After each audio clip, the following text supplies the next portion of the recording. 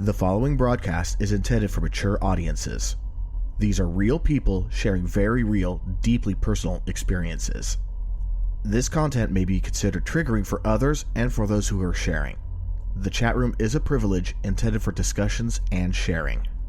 You are not being asked to agree, but you are being asked to stay civil and refrain from personal attacks. Listener discretion is advised.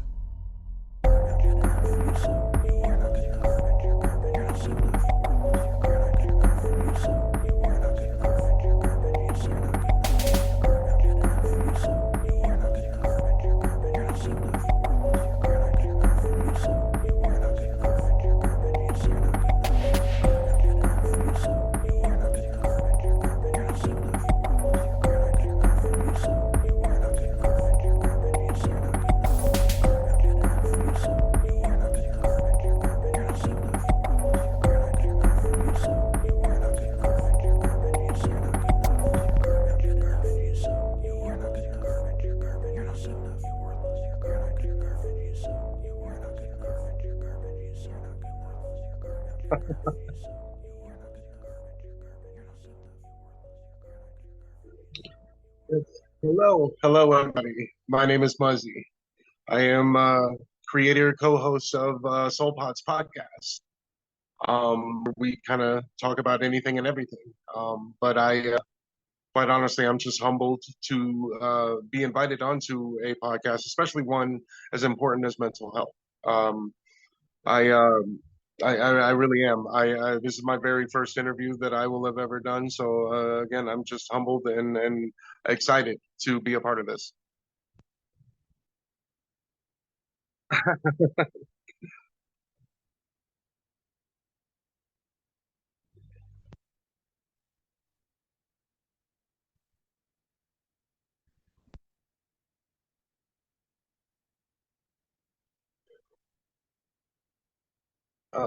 Stand by for technical difficulties.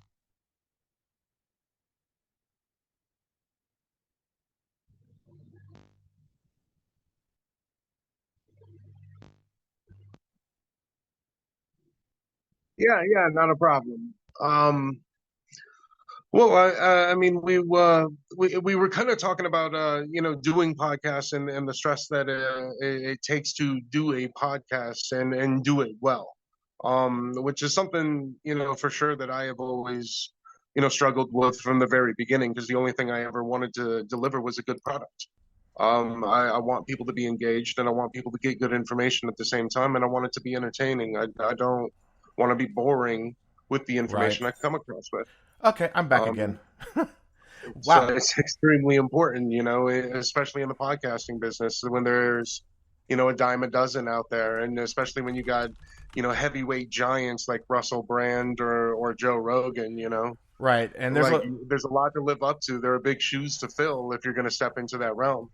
Definitely. Yeah, no. And I hope that, I don't know if anyone could hear me earlier on during the intro, blah, blah, blah. So I'm just going to quickly try to recap in case it didn't happen. Yeah, please go right ahead. Yeah, basically, I'm here alone today. I don't have any co-hosts. Everyone's not feeling well, which is weird considering we live geographically diversely. Like, I'm in California. Well, my main co-host is here in California with me. C is also in California, but about a couple hour drive from me. Then we have Bexy, who's in Texas, and then we have Jay, who's up in Oregon. So yeah, oh, wow. So for everyone to be getting hit at the same time when it's like that, it's like, okay, that's happened before. Yeah, that's almost seems calculated, doesn't it? Almost.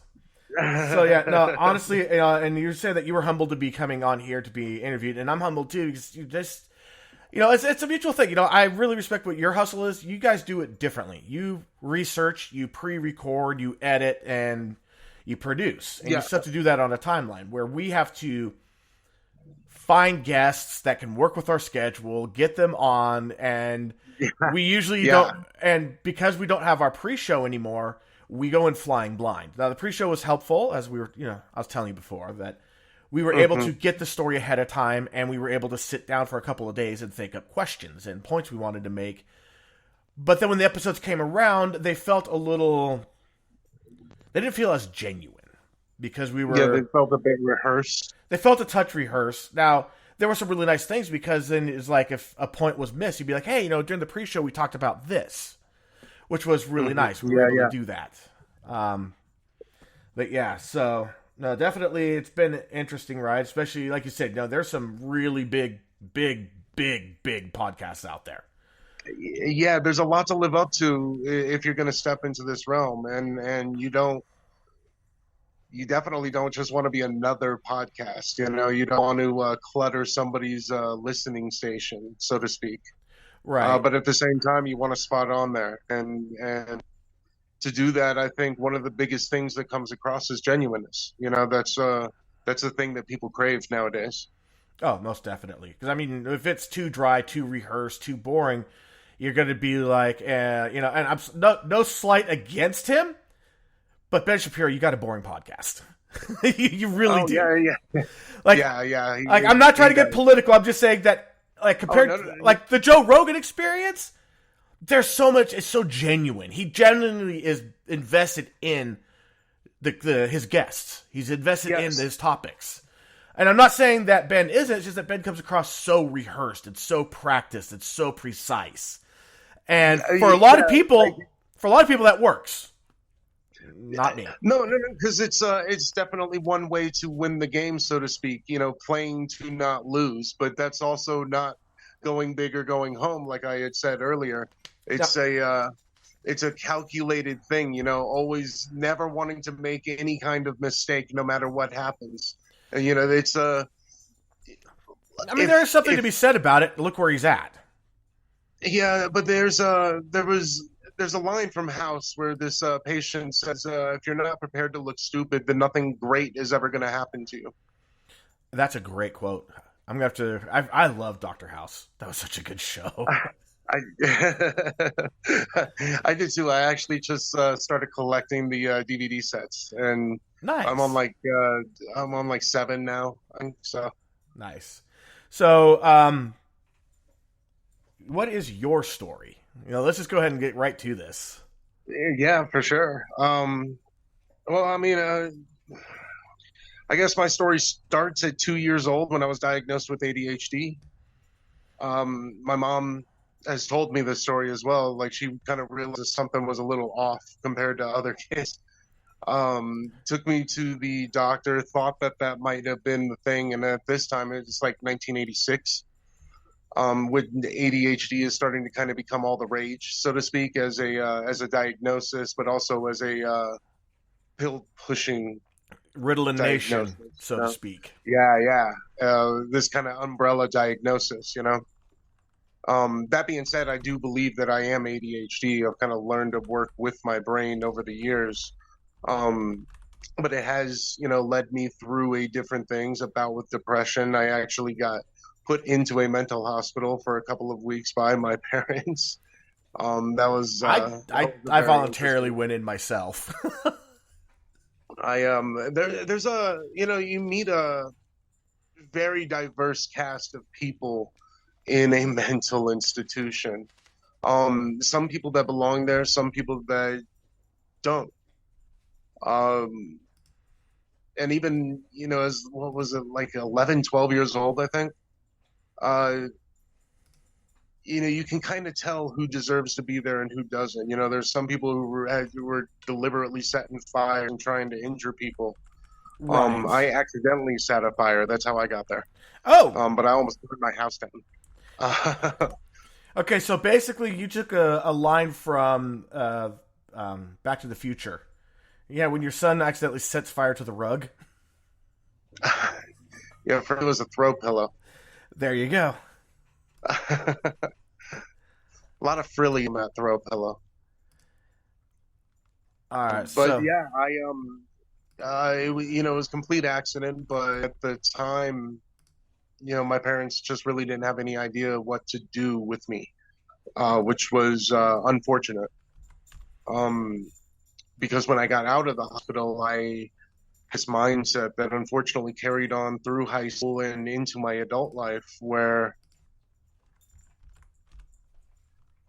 like specifically through my childhood, though, after I came back from the mental institution, I felt like any mistake I made from then on would get me sent back or sent away for good, which, really fucks with the child's mind. Yeah.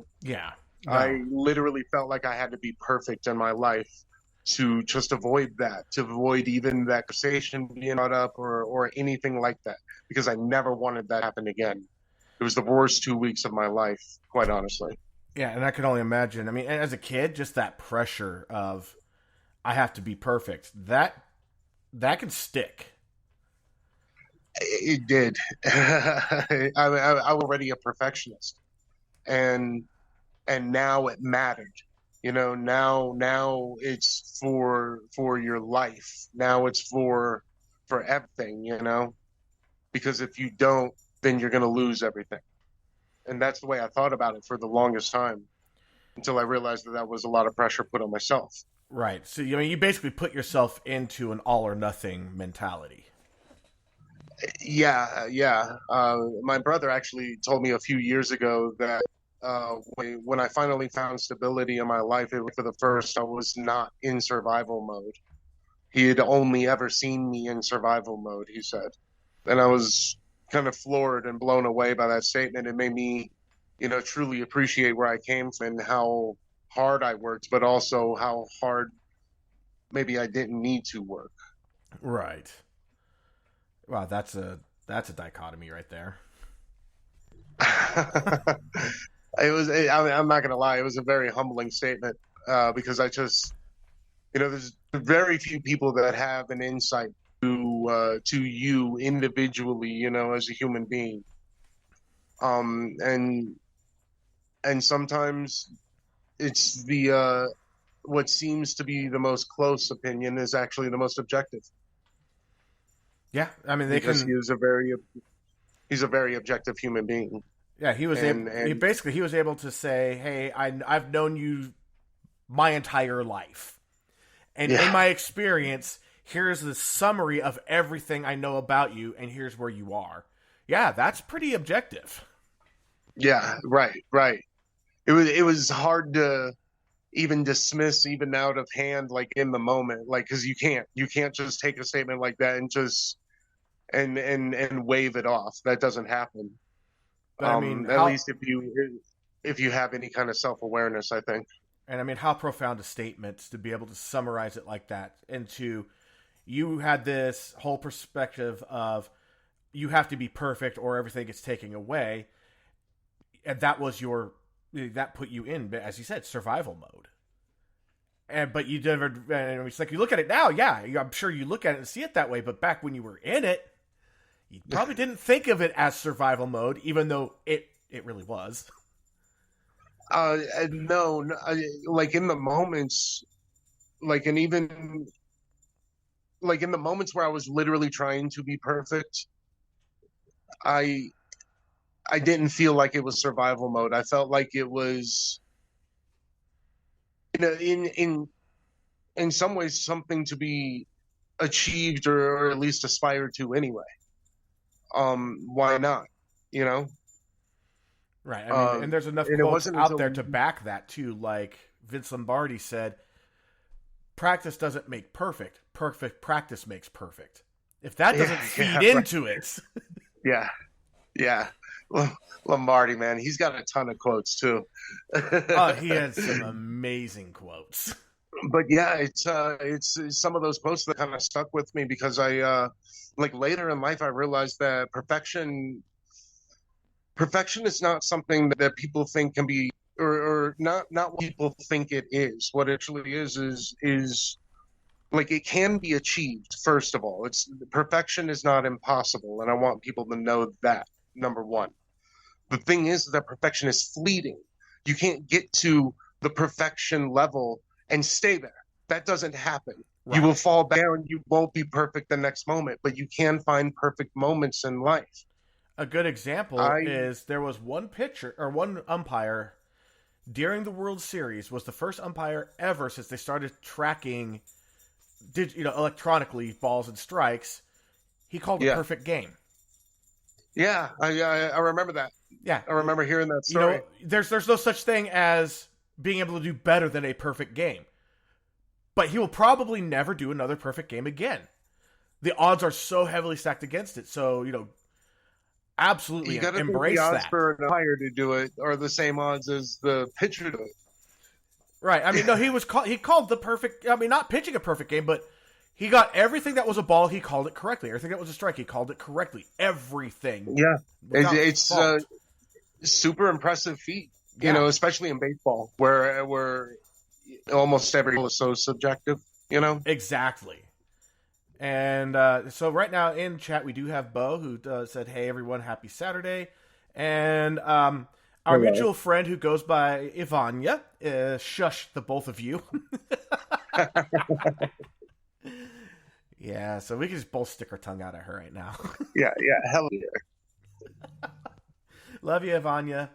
And thank you for it's because of her that you're here. Let's get that out of the way now. Let's give her credit. Yes, very much so. Yeah.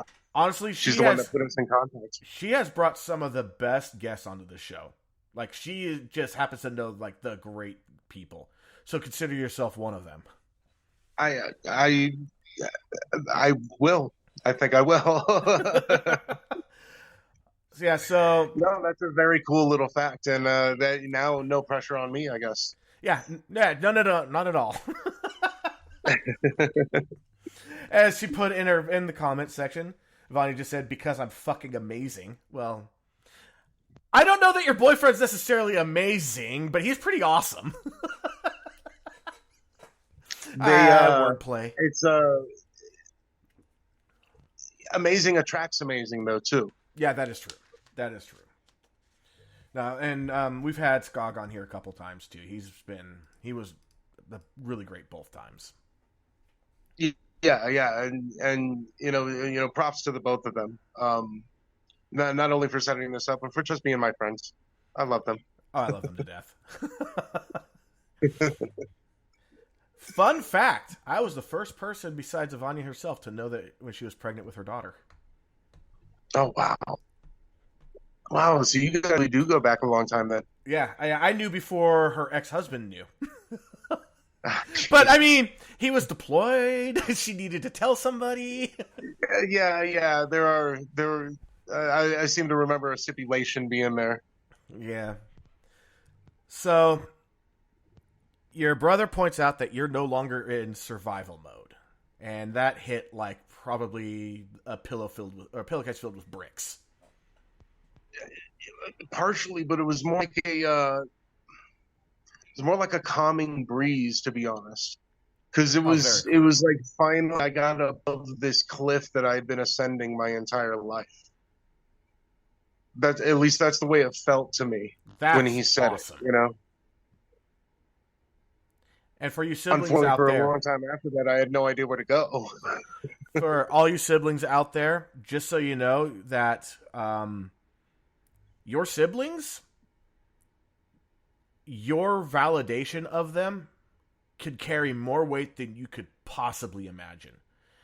Yeah, your siblings' opinions count, y'all. Yeah. Immensely, more than you might know too. You might. It's one of those things where you don't know you need to hear it until you hear it. Right. And like my sister, I mean, she's my first peer. That's how I put it. She's my first peer. Your siblings are your first peers. Yeah. My brother and sister would both be my first peers. Yeah. So the only true opinions I respected, even as children. Yeah, it's like parents are supposed to hold you in higher self-esteem. Your siblings, they will take advantage of every weakness that you have. So when you get validation from them, like, they don't care. They're the realist. They really are. Those sibling battles are ruthless, man. Oh yeah, everything is on the table. Oh, but I honestly think that life should be a little more like that. I don't there's these taboo subjects, and I don't believe in two subjects. I think that without talking about things, that you kind of get nowhere on the subject, and therefore things are able to continue to propagate, and nothing changes essentially. But if you talk through something, if you talk for long enough, you might actually come to the solution, I think. And I'm going to preface with I agree 100%, but here was an argument that was given to me, so I'm going to play devil's advocate, which Yeah, is please. if you speak too much about a taboo subject, you start to normalize it. I actually disagree with that to an extent. I think that normalizing talking about a subject is fine. That doesn't mean that you're automatically normalizing the subject, even if it's something like that's horrific. Yeah. There's definitely one that sticks out. I think in both our brains here. Probably one of the hot topics of the moment right now that has been for a couple of years. Yeah. I think that you can talk about something and bring attention to it with bringing normalcy to it, like because that seems like the person talking about it over time is also going to get less disgusted with the idea of that particular topic, but also just like he's going to get less less empathy, more jaded. I don't know, like yeah. I don't know if I necessarily agree with that either. No, I mean, I think maybe with most people, if they get to talking in certain circles, that they'll just kind of continue to go back to those certain circles, which may seem like normalizing. I could see that, but I mean, maybe it's just habit. Yeah, but I mean, like if we're talking about, say, I mean, I'm just going to throw something out there. It's just going to be completely, it's a hypothetical. Say we're talking about carving stars on people's chest that are minors. That's pretty horrific. That is really horrific. It's terrible. Talking about it, trying to bring awareness to it in order to try to prevent it and find solutions to get people help and all that, I don't think is normalizing the actual act of carving stars into people's chests. Exactly. And I think that we do need to talk about it if it is happening, which fortunately... Yeah. I hope this isn't happening. I really hope that this is hypothetical. God forbid this is actually happening for sure. Yeah, meanwhile, there's somebody sitting in there, someone listening to this going, oh, God damn it, puts their knife away. You know what? You put your knife away. Good on you. That's the first step. Well, and that's the thing, though. Hypothetically, if there were no stars being carved on chests, there would be nothing to talk about, right? Right. Exactly. Therefore, there would be nothing to normalize at all. So, and I mean, you and I, we talked about it too when it comes to humor. Like, I'm a big proponent of nothing is off the table when it comes to humor.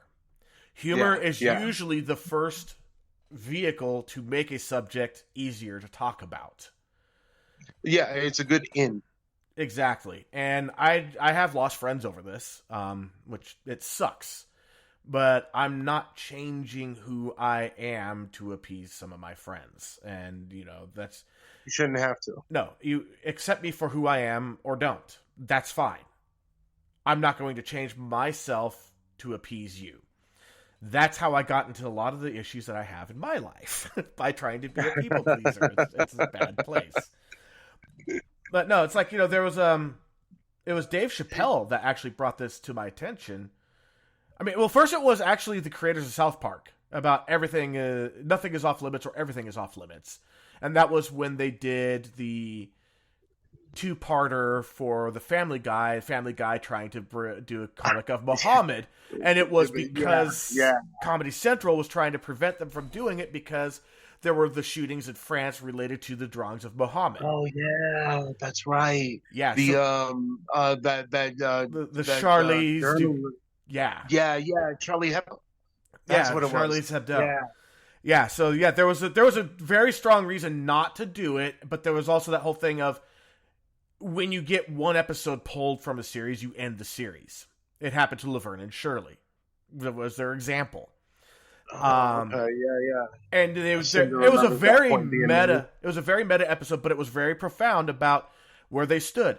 And then even the creators came on afterwards and said, look, we make fun about things that offend us and piss us off that we don't want to do. Yeah. But that would be breaking the code of nothing is off limits. And it's just like, I may not find something funny. Like a joke I may not find funny because I find it offensive. But you know what? I'm not going to say don't sell that joke because it's offensive. I'm going to be like, it is your right to tell that joke. Yeah, exactly. Because that might start a It's conversation that helps deal with the part that's offensive. comedy, like any other art, is very subjective. It's based up to the eye of the beholder, or in this case, the ear of the beholder. But in that regard, also a free speech absolute, where I believe in everyone's right to say whatever they want, regardless of what that is, and that definitely includes hate speech. I But the agree. thing about hate speech is that it is trumped by good speech, and Exactly. there are enough people out there who speak good speech that can shout these people who do speak hate speech down. I think it's very simple, a game of numbers I in agree. in that regard. I agree. And that includes on social media or in real life. If you meet these people, I don't think it matters at that point. What And I believe that matters is the principle that you stand on. And if you believe that something is hateful, then you stand up for it in the moment. It doesn't matter that you stand up for it online later. It matters right then and there when it was said. agreed. 100% agreed. And like you said, if you, yeah, you are free to go ahead and say that, hey, this person should be killed, but you know what? There are consequences. Yeah, of And that is course, not of a course. limit of free speech. That is part of free speech. It all comes lock, stock, and barrel. Yeah, And what a lot exactly. of people And forget, and is that the 1A, it does not guarantee that you can say whatever you want without consequences. It guarantees that the government exactly. can't stop you. That's all Yeah, it is. exactly. Which means no imposition on free will, which means if you want to say something that, definitely is against the law, that incites violence or advocates for violence against somebody, then you probably got a lawsuit coming. Yeah, Like, I don't know what else to tell you're you. still Like, you're still free to you don't say it. need to do that. Yeah, yeah, it's your right to say it. It's also your right to appear in court for saying it. So, Yep. Now, um, when we were you know, talking, there's a thing about free though. It's the idea of having ideas, and that's the whole ideology of free speech is about. Is just being able to propagate ideas, whether they're good, bad, harmless, disinformation, what have you. It's our job to figure all that out as reasonable human beings, as people who can research for themselves, right, as who can find the experts that they want to listen to, and to have these conversations with your loved ones, with like we're doing right now, right on now, podcasts if you want to like, and at the workplace, right, everywhere. and if you want to say you're on social media, and you want to go ahead and say something that is profoundly stupid repeatedly, you're free to do that. But you are not free to stalk someone to tell them this repeatedly as well. There is such thing as Exactly. harassment. You're free to. It's like you're free to speak into the public space, and people are free to ignore you. You are not free to Yep. harass. Yeah. There's a difference. And Ivania did There's bring up a great point, though. I want to back up a little bit. When we're talking about the normalizing, Ivania said, I would agree to a point. However, the talking about it normalizes, in quotes, it to the point where nobody believes it to be a real thing. For example, Me Too. It did mm, get to the point where Me Too was being, let's just face it, it was being abused. There were people that were using it to limit other people by saying, if you do this, I'm going to Me Too you. true, but any altruistic organization that especially starts from an altruistic state like that always gets hyped in the end, uh, uh, especially if it gets big enough.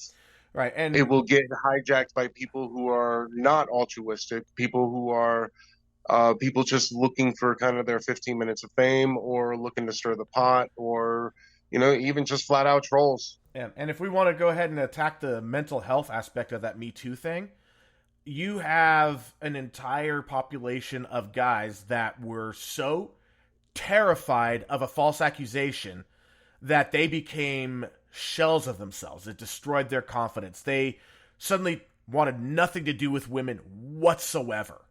And that got them in trouble Yeah, too. And then there were also the guys that Me Too would apply to, and they were being told, shut up, this is for women. You don't matter. And then yeah, there's the women out there that also suffered about they genuinely want to have conversations with guys, but the guys are now so terrified that it isolated women too. I mean, that Me Too thing, Yeah. it started What it did is out great, but what it became, for mental health purposes, it was bad. And I'm not trying to spit in the mouths of the victims. If you were a part of that, like it legit, I'm so sorry you had to deal with that. Like genuinely. No, no,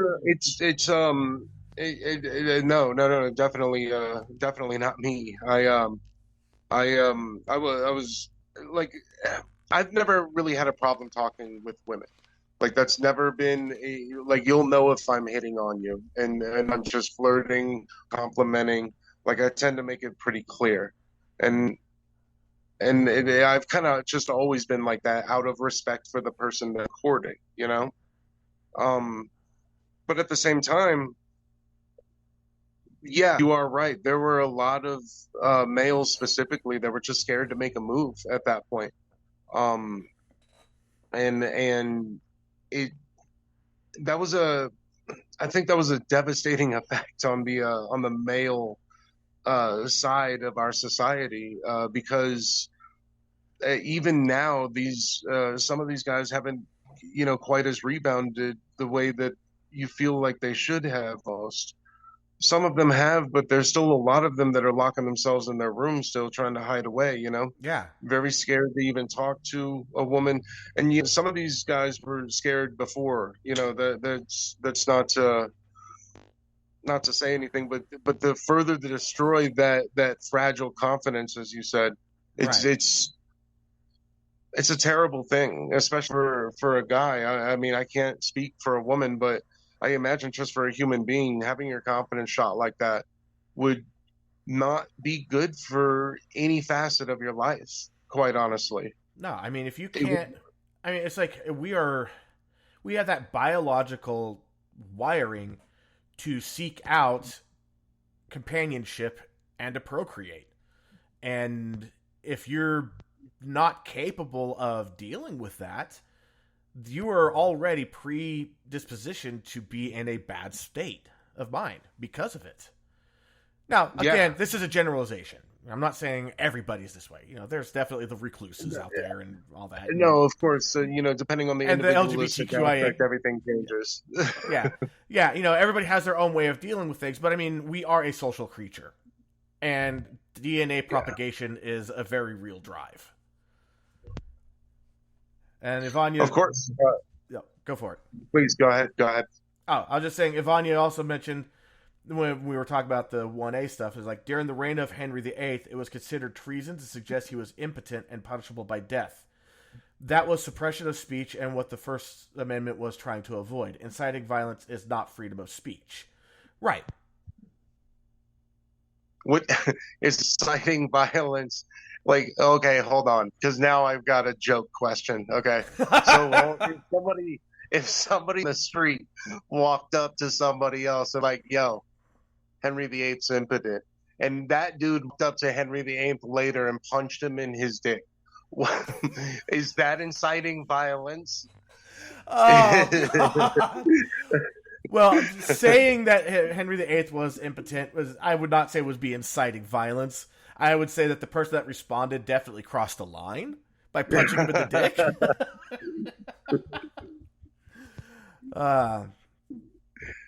No, there's definitely, and I think it just comes down to like all big social things like Me Too that, it's come around, and we have the flavor of the day now with the, I'm just gonna say it. It's sorry, YouTube channel. The whole grooming thing right now is the hot topic right now, and I mean, there's a bunch of others too. And it's just like there are some legit people out there that are being impacted negatively because of the threat of it. I mean, no one wants to be labeled a groomer. Nobody, right? Unless you're a veterinarian. Or you're a doggy groomer. But right, I mean, yeah, I figured those people are probably up in arms, and we're just not hearing their voices, But no, it's yeah. I mean that threat. I mean it doesn't carry the same weight that Me Too did. Because I mean, Me Too became so weaponized, so bad. And again, I am not trying to take away from rape victims and rape survivors. I'm really not. And it sucks because that's another part that happened too with this whole thing is that legitimate survivors and legitimate victims, their voices got minimized due to the prevalence of false accusations. Yes. When everybody's screaming Me Too, the ones who were legit trying to scream it, their voices were being drowned out. And if that doesn't negatively impact mental health, right, which can't help the victim at all, and that's what I mean by a movement kind of getting hijacked. It becomes detrimental for the actual victims of these crimes, of these things that have happened, these horrific things, and that's the real sad part here is because the only way to heal is to try to move forward. And how do you move forward when nobody hears you? That's like screaming in a room full of silence. Right. Or you're at a concert and you're trying to yell something at the stage. Yeah. But you're being drowned out. Yeah, it's impossible. And it's unfair. It's truly just unfair to the victim because they never... And Ivania just said, please let's not call them victims, call them survivors. I do agree. Because a victim kind of implies that you're still being in that, that you're still in that situation. Yeah, no, very, very fair statement. Very fair statement, yeah. Okay, Ivania, you got us both to agree with you on this one. She's driving this thing over chat. Just pointing that out. Got to give the people what they want. Yeah.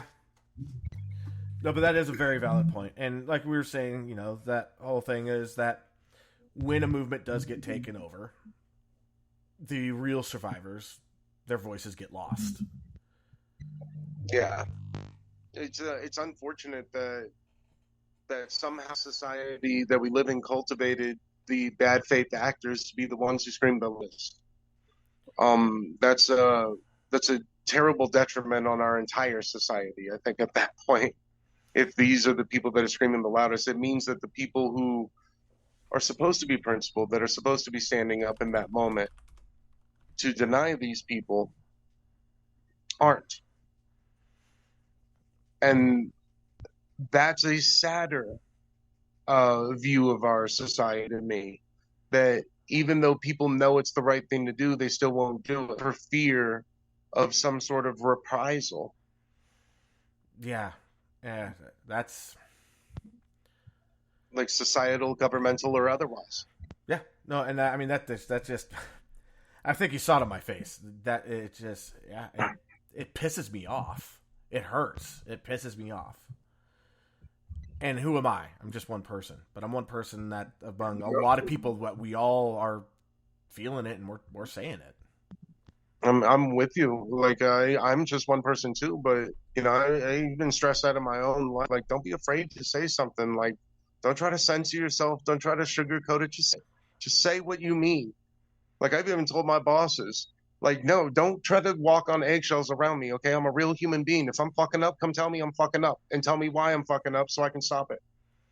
Very simple. Yeah, I've had to tell one of my bosses, I'm like, look, I'm not going to run to HR because you have a legitimate criticism of me.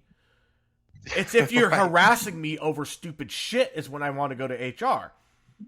But trying to get me to do my job better, that's not stupid shit.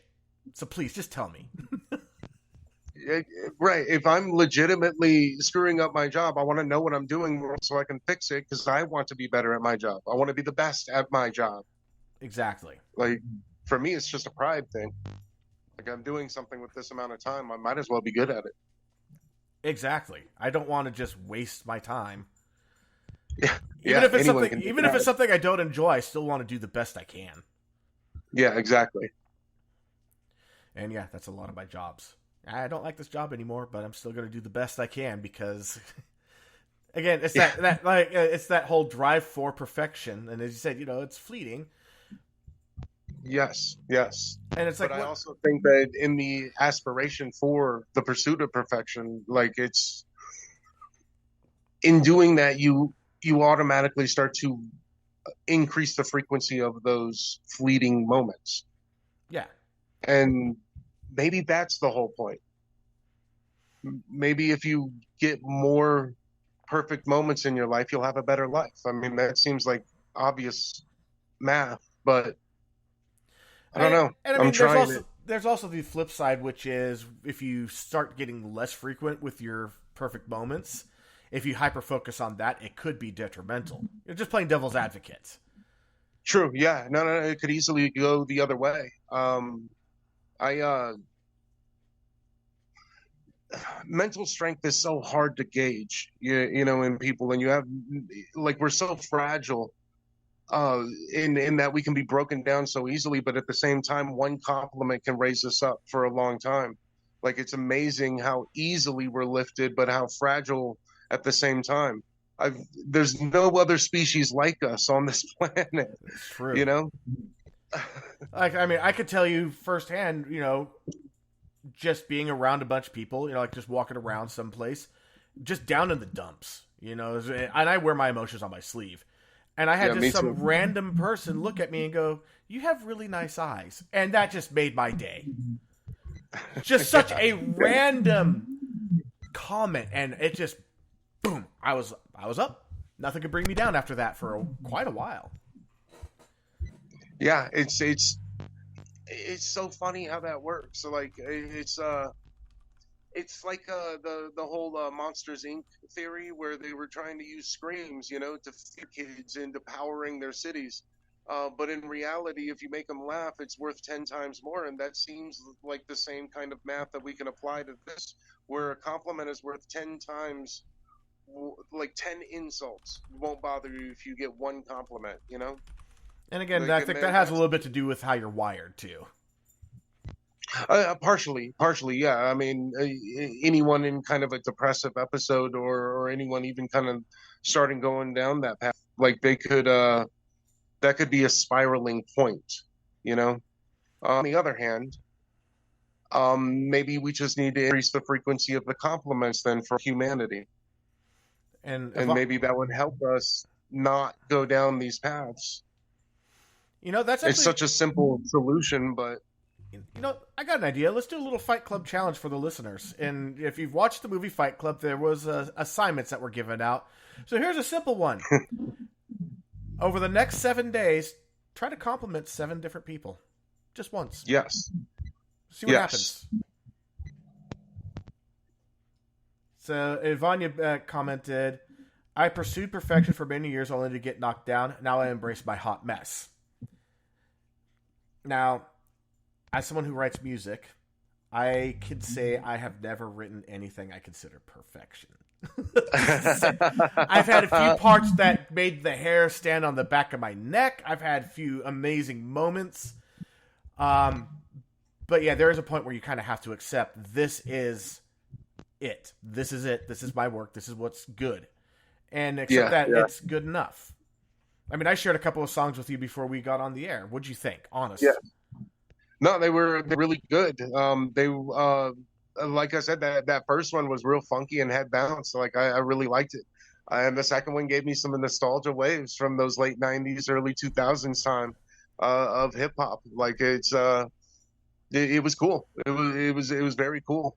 Something I would definitely listen to again if given the chance. Oh, well, thank you. I am actually making an album, but that's a different discussion. Oh, right on, right on. I'll let you know when it comes out. I'm working with the guy that does my mastering right now. He has his album out. It's been out since January of 2021, and one of his tracks is now being considered to be a song for a new TV series about to launch. So, Oh wow, and it's funny nice. because we're Wow. like I'm one of his biggest fans. He's one of my biggest fans, and he masters my music for me. So it's this really weird dynamic, but I love it. Hey, beautiful. Like sometimes symbiotic relationships work out beautifully like that. And But we that's what it should be. and Sarah joined the chat, and now we just had Kat join the chat. Says toes in. Sorry, had a video chat with the rescue director for my little kitty boys. Approved, paid, just waiting for trouble puff removal and chips. Hi, everyone. Okay, so Kat is getting her. She's been trying to get a pair of male kittens, and Mhm. just got the approval. That's awesome. We can celebrate that. Yeah, congratulations. New The- life, new kittens, new yeah, bonds, new friendships. yeah. She's been trying to get these boys for a couple of weeks now. So yeah, this is a big deal. Yeah. Well, definitely then. Congratulations, Sarah was her name? Oh no, that was Kat. Oh, Kat. Sorry, so sorry. Yeah, so we definitely want some pictures on the Discord when you get them. Oh yeah, by the way, Buzz, you should join our Discord. Yeah, that's the one thing I never got around to joining. I never had a reason though, so maybe I will now. You should get one for your podcast too. That way, your Yeah. listeners could go, and that then you have a area where you can interact with each other, where you can interact with your listeners. They can talk to each other. You can even set up a private room for like if you wanted to do like, okay, this is for you and the co-host or anybody else involved, and it's just you guys. It's a great tool.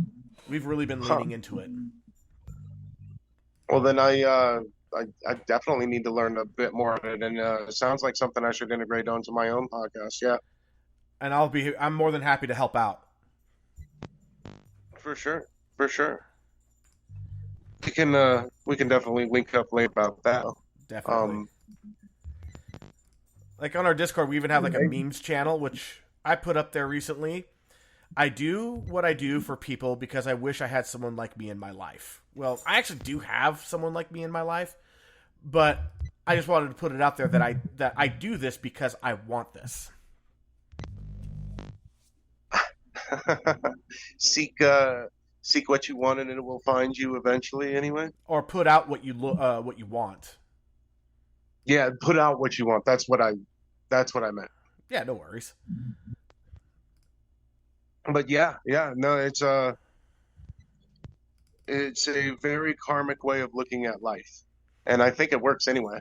I think the energy that you put out is what you're going to receive from the universe. The universe is always listening, believe it or not, guys. Yeah, I The am. universe is always listening. So there's so this is a meme that I made because it was a discussion I was having with someone about being hurt when you needed help the most and being hurt by those that you needed the help.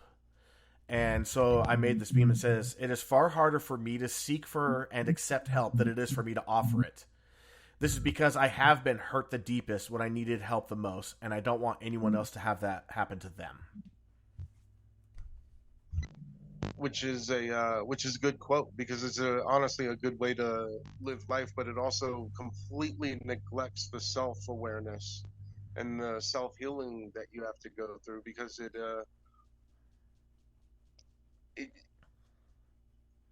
Well, I mean, I am getting help now. in one way you're selfless, but in the other way, by neglecting the self, how much selfless can you get, you know? Right.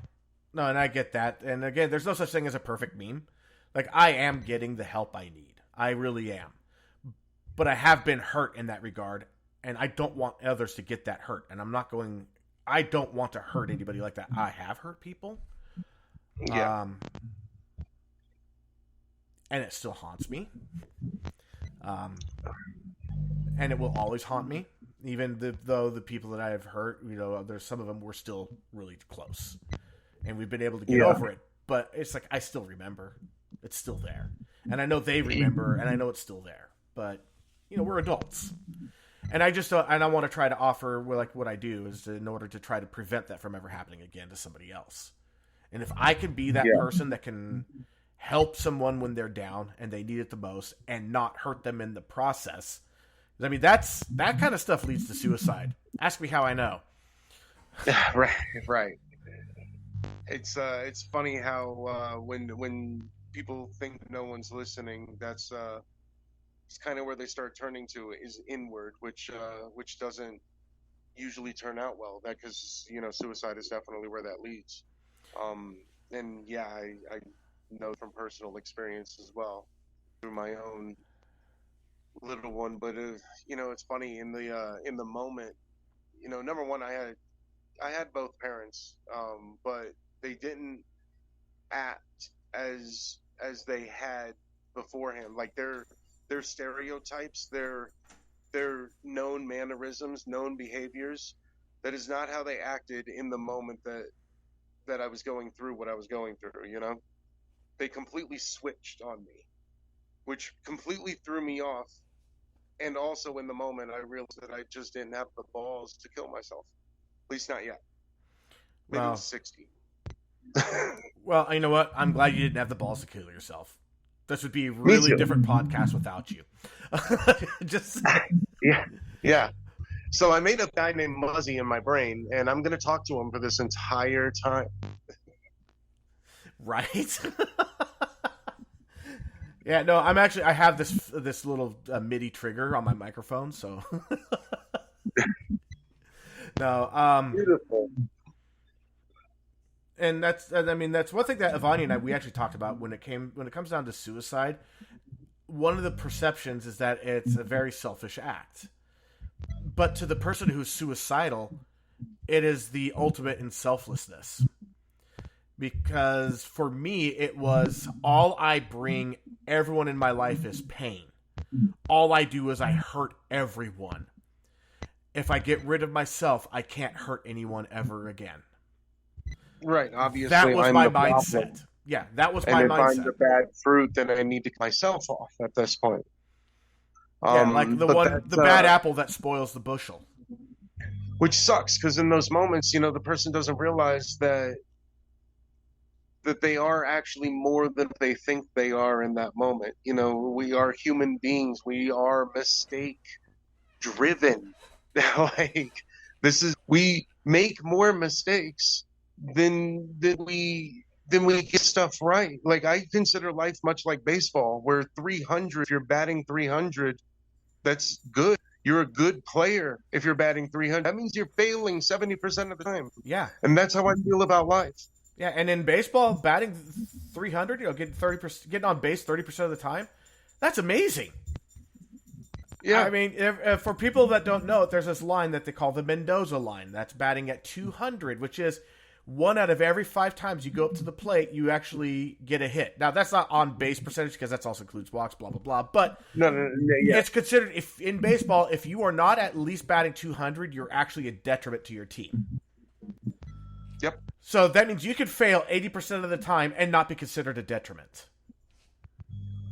That's amazing that we have a sport like that. But again, it's so much like life to me because, so many decisions that we make in an everyday life, like we are reacting emotionally, number one, which is never good for logical thinking or critical thinking. But number two, we very rarely have all of the information that we need to make the correct decision, which makes the decision harder and puts more stress on the decision itself and therefore the person making it.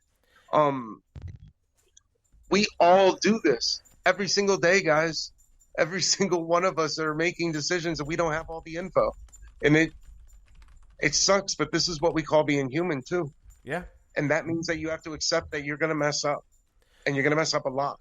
And if you want to go look at, like, say, for people that maybe want to look at more like sports kind of things for about what the percentage of failure is to successes, and you're like, well, why baseball? Let's look at a different thing. Okay, well, let's look at the NFL.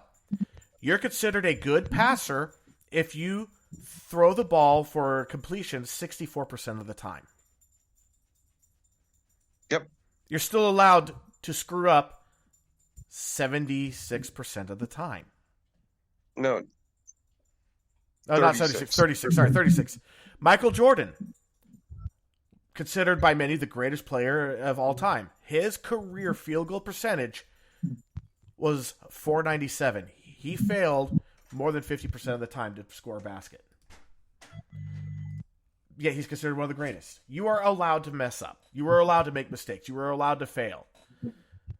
And, there's shirts I see, like military quotes, too. It's like, failure is an option. Crawling is an option. Giving up is not an option. I don't even think failure is an option. I think it's an inevitability with our lack of information as humans. But it's so important to say that you are allowed to mess up. You are allowed to make a mistake. and you're allowed to make multiple mistakes. You are allowed to make the same mistake multiple times. We are humans, and no one can tell you how long it's going to take for you to learn something. Yeah. But and you are allowed to have a slump. Yeah, you should put some effort into learning from your mistakes as well, though. Oh, absolutely. Absolutely. I mean, what's that one quote that's attributed to Einstein? I don't know if it truly is Einstein's quote, but it is attributed to him, which is, insanity is doing the same thing and expecting different results. Yes. That's failure to learn from your mistakes. I think it's traditionally given to him, but I'm not too sure it is him. Yeah, so many quotes. I think it's a bastardized version of somebody else's quote or something like that. I may be wrong about that too, though. I'm not sure. Yeah, so many quotes are like that, though. They get attributed, and you're like, not really. History is written by the victors, so that meant that Einstein at that patent office was just stealing people's quotes. Wait, that's more Edison, isn't it? Let's see. Yeah, very true. Yeah, very true. Yeah, getting a little real there. No, but I mean, like, for anybody out there that's listening that may be going through rough times and thinking of committing suicide, you are more valuable than you think you are. I can promise you this, having gone through it myself, and I'm on the other side. I know that a lot of your thinking, especially when you're in that moment, is very self-defeating. It's very much feeds into your negative mindset that you have right now. But reach out to somebody. Just talk. It helps. It really helps. It does. Even if you're going in circles, it helps a lot. I mean, that was, when I became aware of my own depression, that was the first thing I did was tell every single one of my friends, I'm depressed, just so you know. Number one, it gave them, kind of a future template to work with at the very least. But also, like, no one ever thought, like, feared for my life or anything like that. But now everyone's on the same page, and now I can start having conversations like, help me work through this. I basically said without saying it, Right. And also further, for my friends, quite honestly. And for the people out there that are friends and family of someone that is going through a rough patch right now, even if you don't think they're suicidal, but they're going through a rough patch, reach out. Even if they don't answer. Make them one of the 7 people. Wow, your audio's really messing up there. What was that? I said, make them one of the 7 people. Couldn't understand a thing. It came out just buzz. Yeah, your microphone's messing up pretty bad.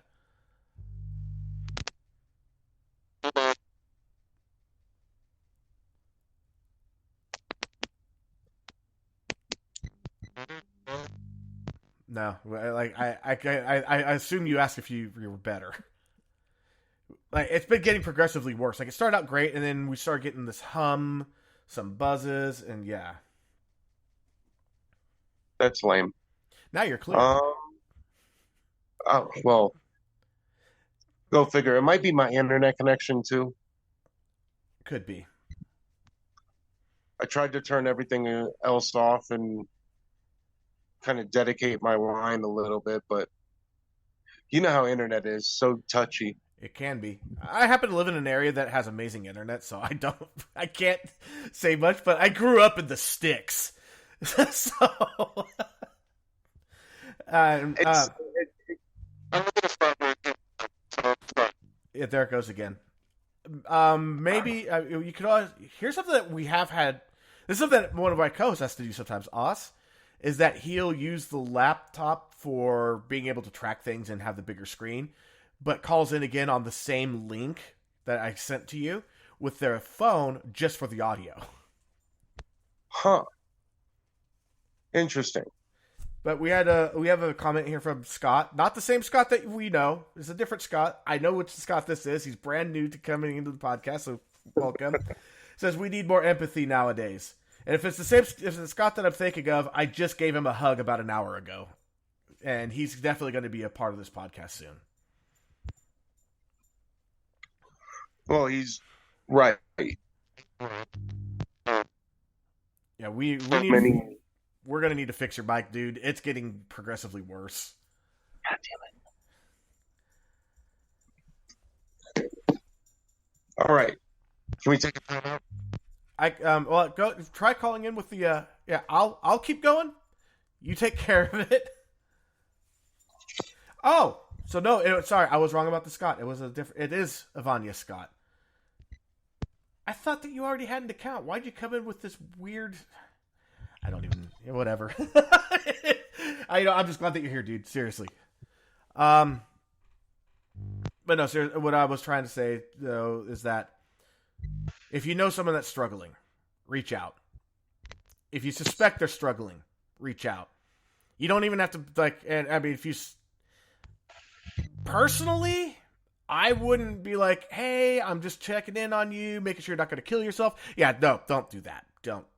When I was suicidal, that would have just pushed me over the edge or pushed me closer to the edge. But just a, hey, how's it going? Just checking in. Haven't talked in a while. Just make sure everything's okay. Give me a call back when you get the chance. You may never hear back.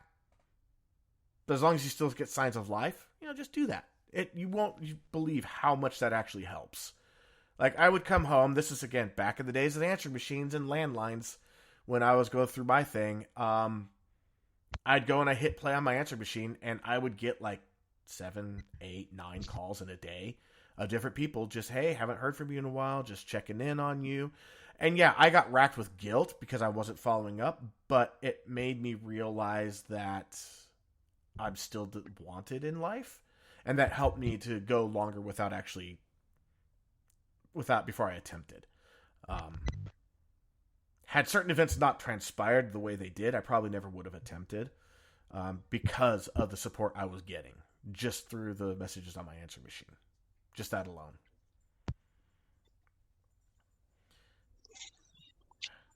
All right, Muzzy, let's see how you're doing now.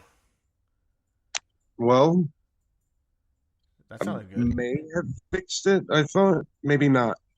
No, you sound How good do I right now. sound? You sound good right now. Oh, there's that buzzing again. Yeah,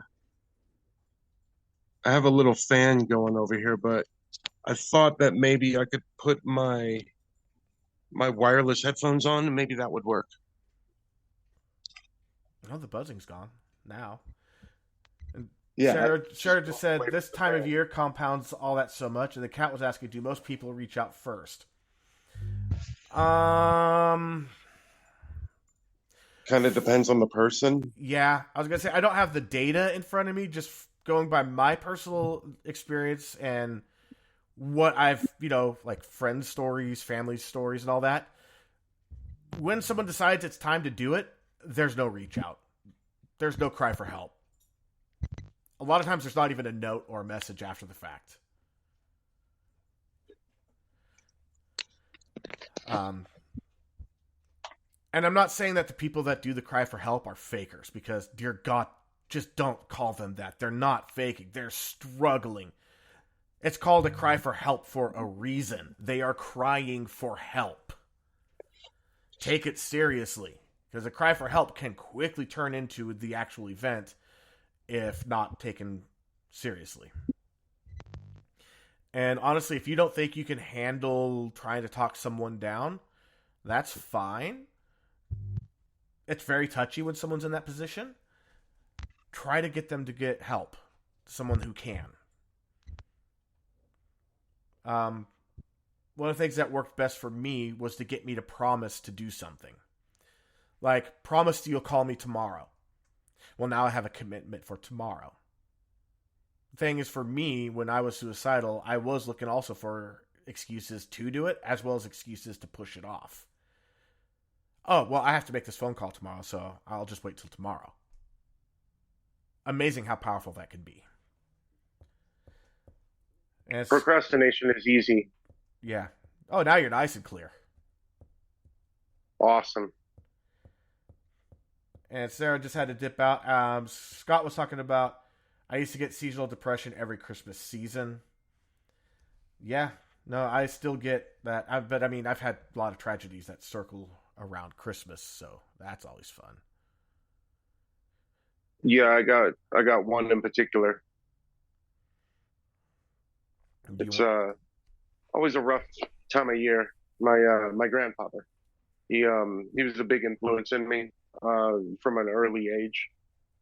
But yeah, he died around Christmas, unfortunately. Yeah, my grandmother on my mom's side. This is the time of year that she started getting really, really bad with her breast cancer. My mo- Ah, my mother on Christmas Eve fell and took a traumatic head injury. That will be 10 years, I think, this Christmas Eve.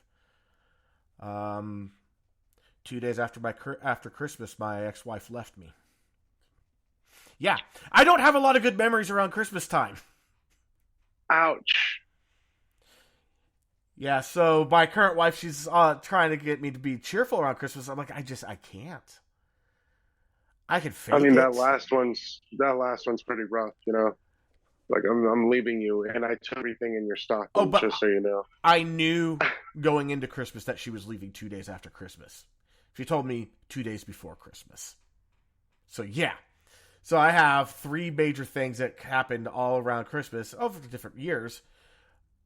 Yeah, I'm sorry if I can't be joyful and in the Christmas spirit, but I could still put up the lights. I could still help wrap presents. I could still help with the shopping. I could still decorate. I could still help with everything else about it and do the best I can. And you just need to make a memory that turns it around. Now Vanya's throwing out the whole pagan and Constantine and the change of Christmas. And Oh my God. can we just not? Yeah, you're right. I mean, yes, Right. Can we okay, save that for a different discussion? yeah. I mean, I mean, yeah, no, she's right. she Yes, is but right. She is right that Christmas is technically in the spring, but that's none of my business. I mean, there's debates between when Jesus was actually born. Some say spring, some say in November. But it doesn't change the fact that, yes, there was that council with Constantine who then overlapped Christian holidays with pagan holidays, so that way everyone yeah, could celebrate at the same time, regardless. right. There. We'll do the bear. Although Yeah, we'll do I 30-second history. Done. I actually got like invited to like a little Thanksgiving get or Christmas together, you know, and I told them that I had no idea what to bring, so I was just going to bring colored eggs because I don't know I don't know what Christmas means. Yeah, no, Avani just said, nah, I like to troll your asses. So I had to respond back, I so deserve it. And Kat's cheering her on. Kat, don't be an enabler.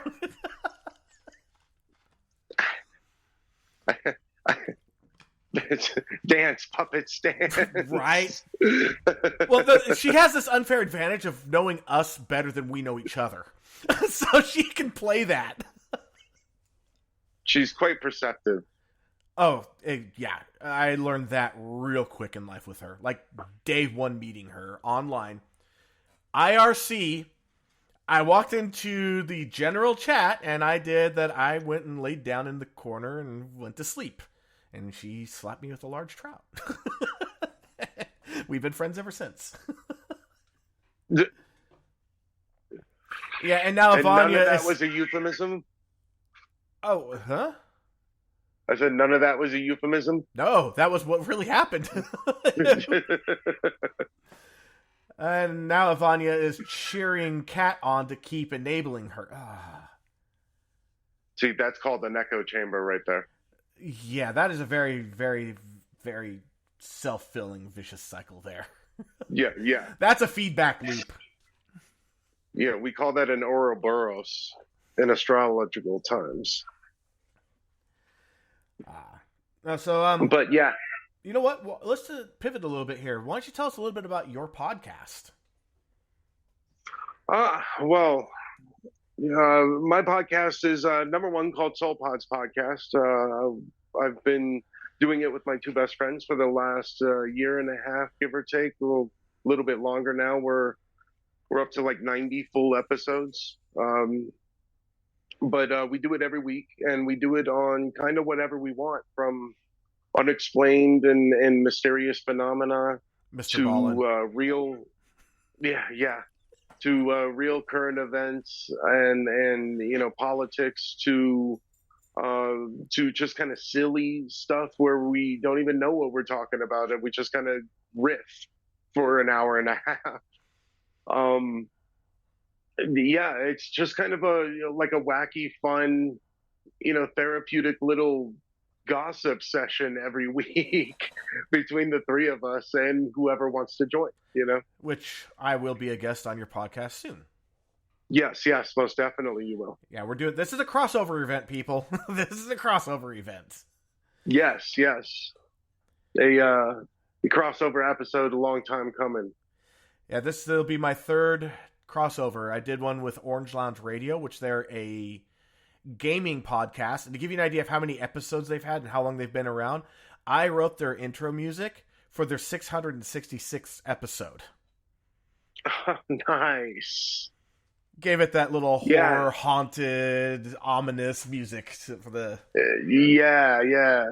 That's a long time to be around too. Yeah, and then one of their co-hosts came on our podcast and talked about their struggles in life, and then there was the Porch Drunkies, which actually got me my first time ever on a podcast. I went to their podcast. It was you sit on their back porch, you have drinks, and you just talk whatever comes up. And we've had them on here too. And actually, I still have the joke intro where it starts with our intro, and then it's like this radio, like you're leaving one radio station and going into another, and it bleeds into their intro. Nice. Yeah. That's really cool. Like when you can mash up different things like that, and also just their name, Porch Drunkies. What a fantastic name. It's a great name. And then Ivania just said, "Oh, man, she's inflating your ego, dude." Riffing for an hour and a half is easy with him, by the way. He's largely intelligent and has many opinions. Sometimes I think he reads people on purpose to pass them off to start a deeper conversation. I mean, sometimes. Kind of depends on the person I'm talking to. I will say that you definitely give off some real strong Chris Pratt vibes. That you're just this easygoing, easy to talk to dude. Honestly, I'm just a gigantic child hippie. That's all I am. I just want to have fun and be happy in life. I don't really care how that happens. And yet you decided to start a podcast. One of the more stressful things you can do. Well, as she said, I have a lot of opinions, and I for a long time, I just realized that no matter who I was listening to, nobody was saying the things I was thinking about current events or anything else that happened. So, after years of being told I should do a podcast anyway, one day I was like, well, why don't I just say my opinions? Oh. Maybe that's the simple solution. And now, Ivania. And so I I bought the podcast equipment and just kind of set it up and started going. Nice. And Ivania went ahead and inflated your ego and then threw you under the bus. He's a Bucks fan, but nobody's perfect. I aspire to be Ivania. I really do. You and me both, honestly. Ivania's, she's been one of the biggest influences in my life, hands down. And we did have a small falling out earlier, and I hurt more during our falling outs than I did when my ex-wife walked out on me 2 days after Christmas. More than when I thought my mom was going to die in the ICU. I hurt a lot. The ones closest to us tend to hurt us the deepest. And sometimes intentionally, sometimes not. Doesn't even matter how. It was my fault. 100% my fault. I own that. It's one of those, it doesn't matter what I intended. Doesn't matter what it was. It was my fault. Well, I mean, we are on a mental health podcast. Accountability is a massive thing when it comes to mental health. Yeah. It's like, does your intention matter?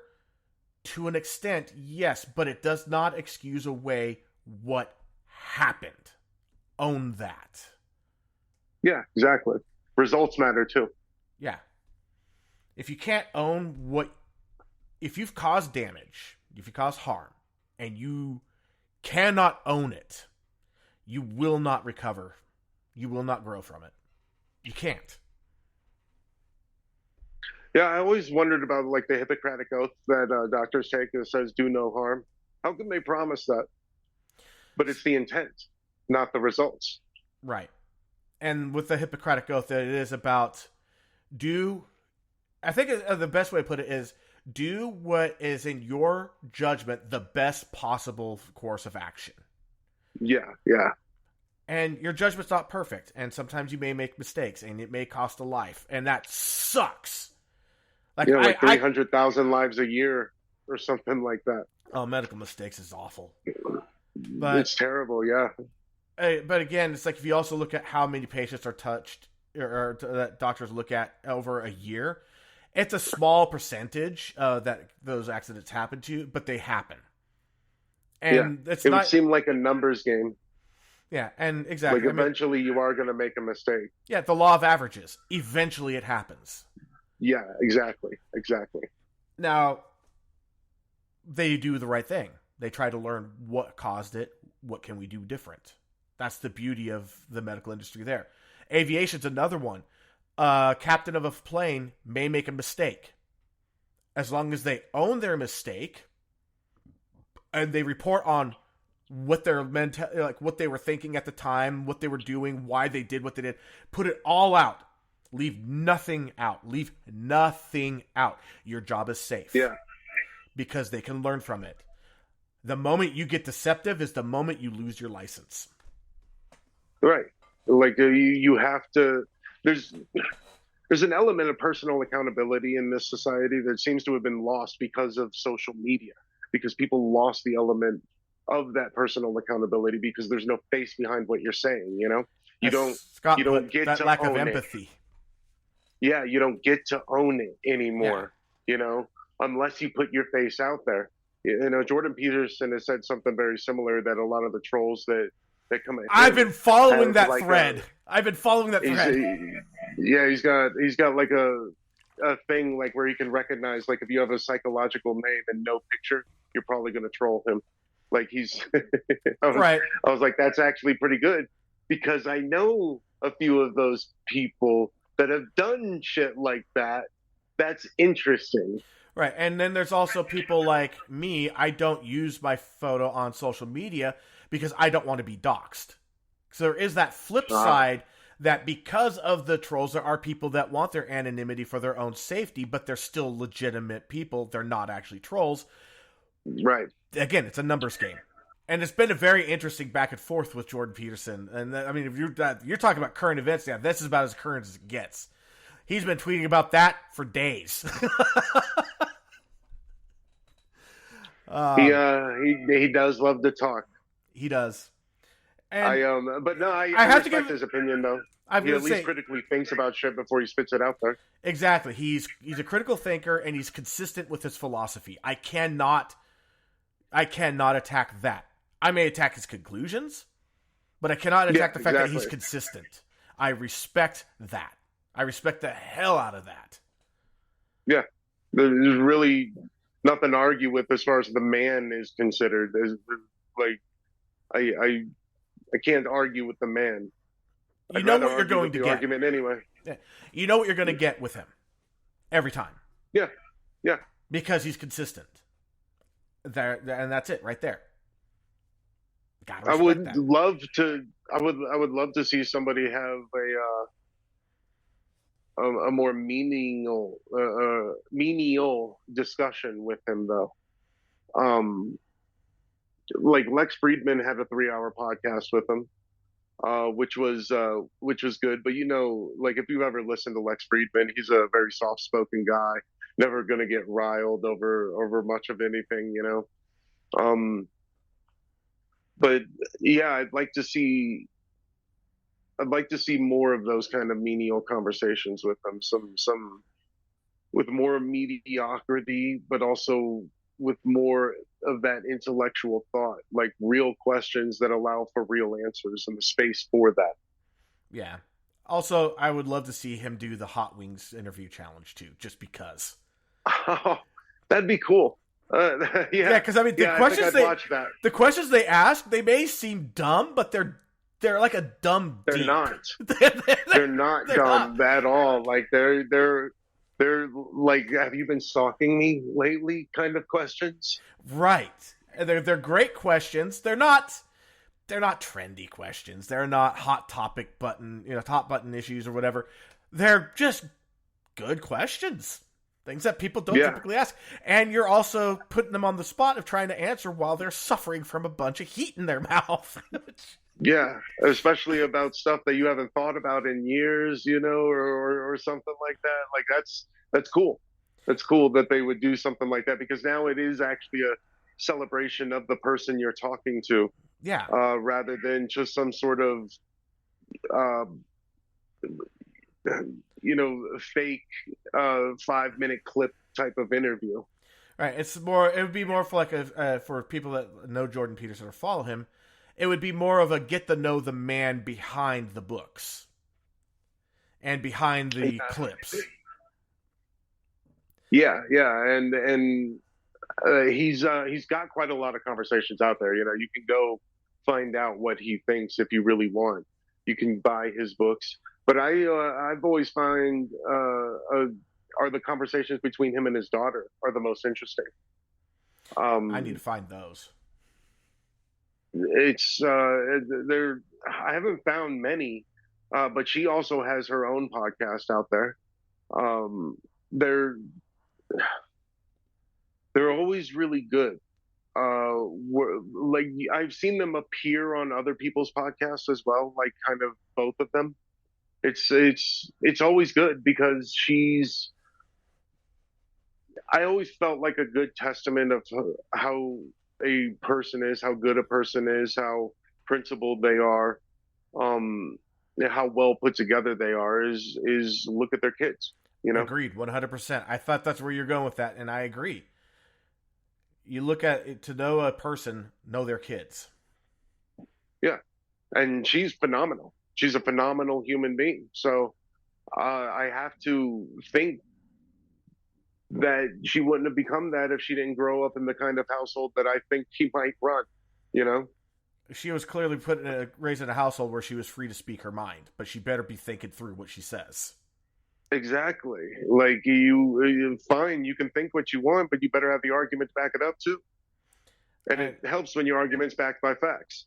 And I encourage my kids. I have a 28-year-old, 27-year-old, 21-year-old, 7-year-old, 5-year-old, and with every kid that I've raised, and the 27-year-old that was not actually raised by me, but I fathered, and now she calls me dad, so I count that. But the kids the 4 I did raise, I always encourage them, if I say something that they don't like and they have something to say it. But don't expect me to change my mind. You need to compel me to. Yeah. Make an argument. Make a good one. If you think you deserve something, then tell me why. If it's not fair, that's not an argument. Sorry, it's not. No, it's a cop-out. Because you don't have an argument. Even if it isn't fair, that is still not an argument. I'm sorry, it just isn't. Life isn't fair. And sometimes I have to make decisions that aren't fair. They're right, they're not fair. Fair and right don't always go hand in hand. Yeah, and kids very rarely understand that, unfortunately. Well, I mean, when you're a kid, you're more black and white thinking. You grow to learn nuance. How did society become like that then? How did it regress into that childish thinking of that black and white, where things are either fair or unfair instead of fair or right? Man, I wish I had the answer to that one. I could easily do the cop-out and say social media, but this predates social media.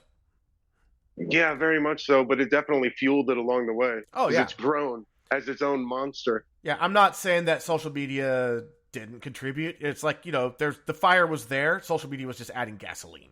But the fire was already there. Ivania just said mainstream media. Again, I agree to an extent. I think a lot of it has to do... Oh, I hate getting political on this podcast. I love politics. I hate doing it on the podcast, though. I'm political everywhere else. I'm just going to say this because this actually, when I do get political, it tends to be more of a, I'm bashing DC in general. There's not one group that I'm targeting on this, but I will target one group by saying it largely for me, I became aware of it with No Child Left Behind. But there have been plenty of other really bad policies that have come down from on high in education that have helped to create this kind of thing. Because, No Child Left Behind, it's not fair for the child that's struggling to be left behind. Well, the flip side now is that it's unfair to the child that's excelling to have to be held back and restrained because of the other children. Right. Let's teach to the ability. It's not inclusive. It's not inclusive anymore. Right. Let's leave that child behind. Right. Let's teach to the abilities. Let the kids that can soar. Let the kid, and help the ones that need the help. Don't restrain the kids that are soaring. Let them soar. Those are the movers and shakers. Those are the future. People don't understand that. They generalize so much in this life, education being one of them. And I also, just so you know, I think you're right. I think the No Child Left Behind thing definitely, it's like it tried to average out the median intelligence in this country, for no reason at all. Yeah. Rather than letting everything propagate as it was and help the people that need it. And as you said, let the people who are going to soar. It's much easier to let the natural order of things take over and let people go where they're going to go.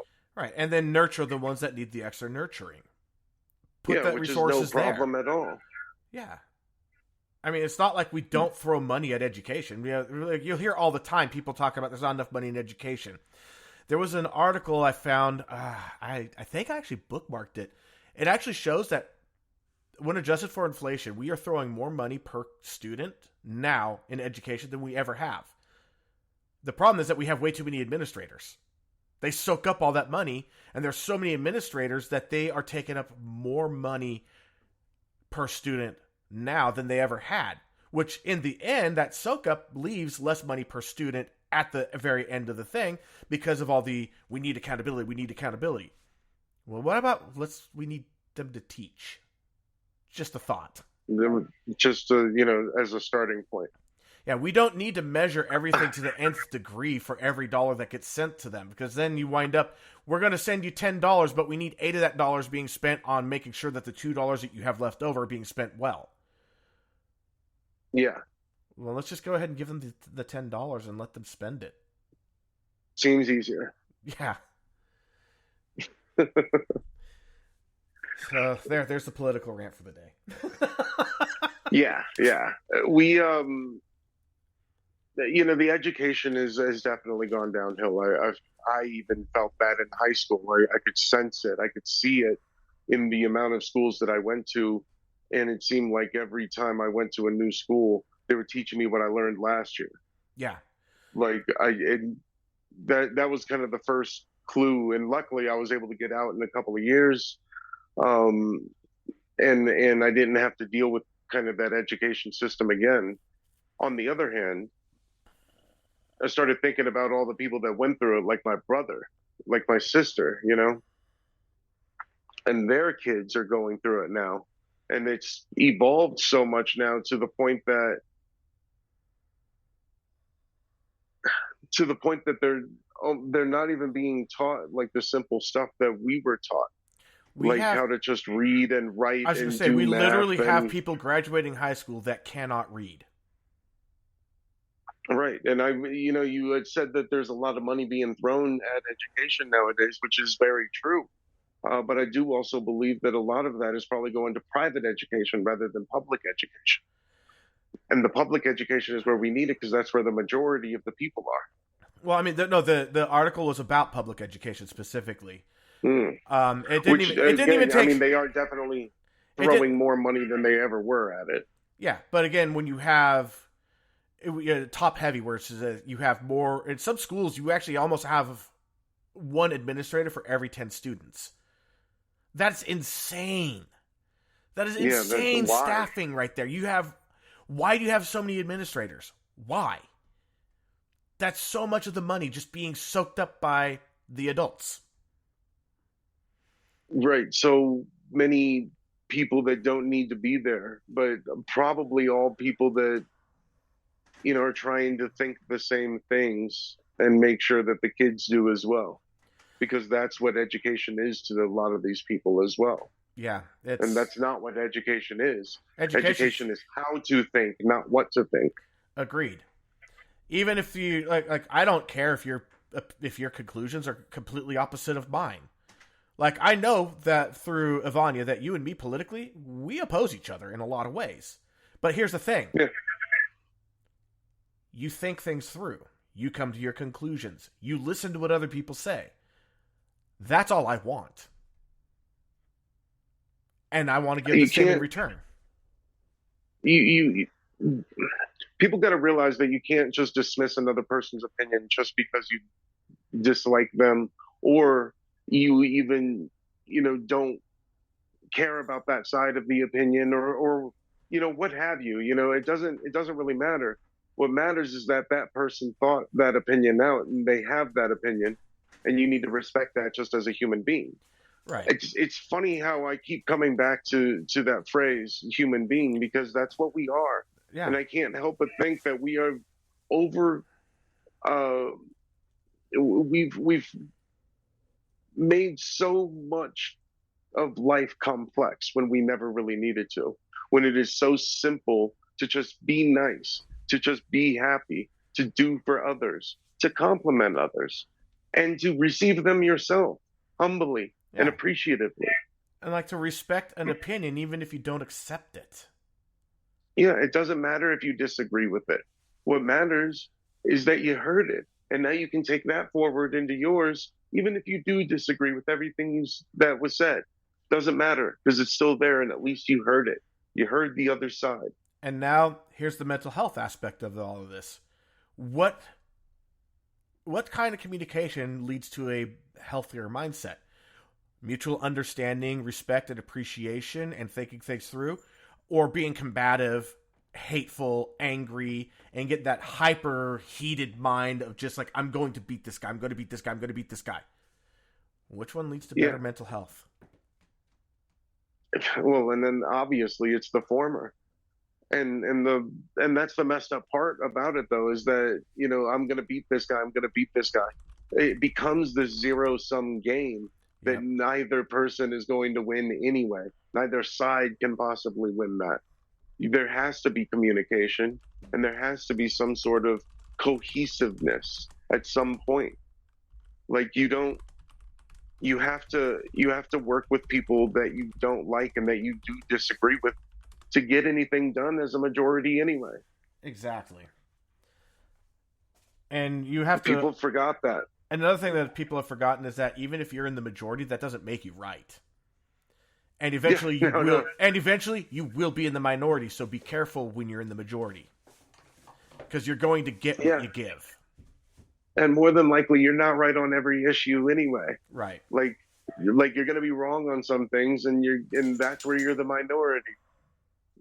Especially if you play those political, party lines, But we're not even talking about necessarily politics. I'm just relating it back a little bit there. I mean, this goes to I get it. Yeah, that was a really good, like analogy or example.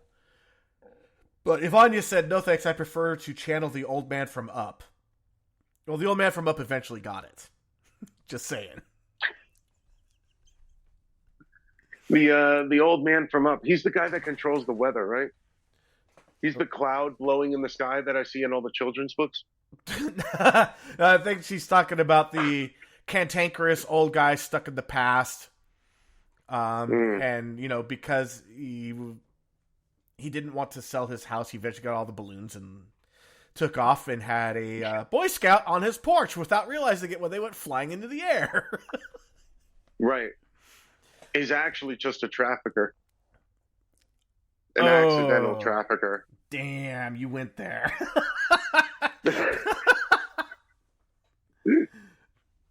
And Ivania, man, I get it more often than you do. Yeah, well, we're not talking about sex lives right now, Ivania. Come on.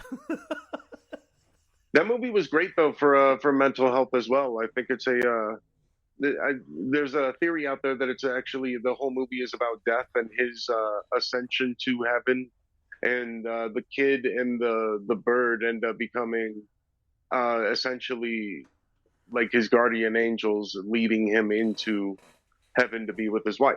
You know, And it could be. And I the mean, that's a really house. good way to put it, too. Yeah, it's a very interesting little metaphor, and I kind of like that idea about the whole movie and the way it plays out.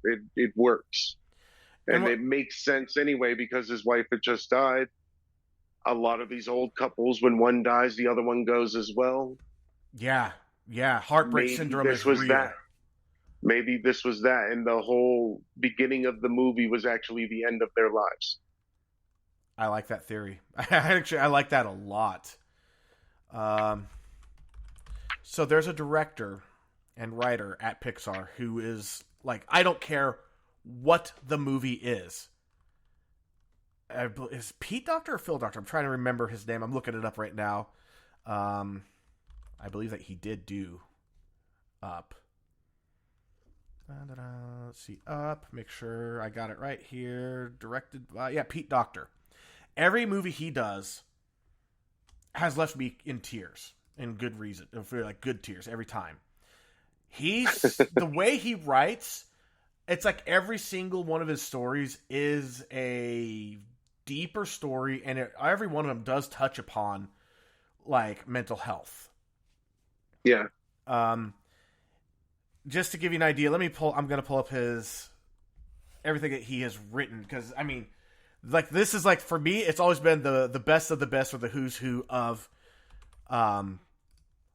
the Pixar movies. And again, like, I mean, he did Soul. That movie was not advertised well at all. I didn't care. I watched it anyway. Loved it. Soul was fantastic. Right? Let's see. So he is known for. I'm trying to get his. So the top four that they have listed here: Up, Inside Out, Soul, Wall-E. Yeah, for classics, for Right? absolute bangers of movies. Right now, I mean, he's an executive producer on almost everything, but I'm looking for where he's the writer, because that's where he really stands out, is his writing. Here we go, writer. Soul, Inside Out, Up, Wall-E, Monsters Inc. That was him. And he was also helped on the original story for Toy Story and Toy Story 2. Oh, interesting. Again, he doesn't do, Yeah, he like, goes back a while. he doesn't do a ton of movies that he's the writer, but when he writes, they're the best movies. Like, I can't. I know Inside Out was just quite honestly one of the most amazing movies I've ever seen, especially animated wise. Like, that movie was incredible. Yeah, Inside Out for me is probably, like you said, for you too. It's like, for me, it's one of the best movies I've ever seen. It really, really addresses mental health in a very unique and relatable way. Very much so. And it also shows that the mind of a child starts becoming more nuanced as they age, and it is a struggle. Because you saw, everything's either all joy, all sadness, all disgust, all anxiety, or all anger.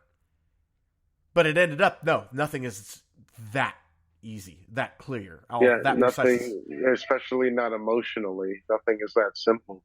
But Right. it has led to a theory of like that I've kind of been cultivating for a while now, but I've recently put voice to it about emotions, and it kind of comes from inside out a little bit, because all of the emotions are usually there present in the head, no matter what they are, they're all kind of there.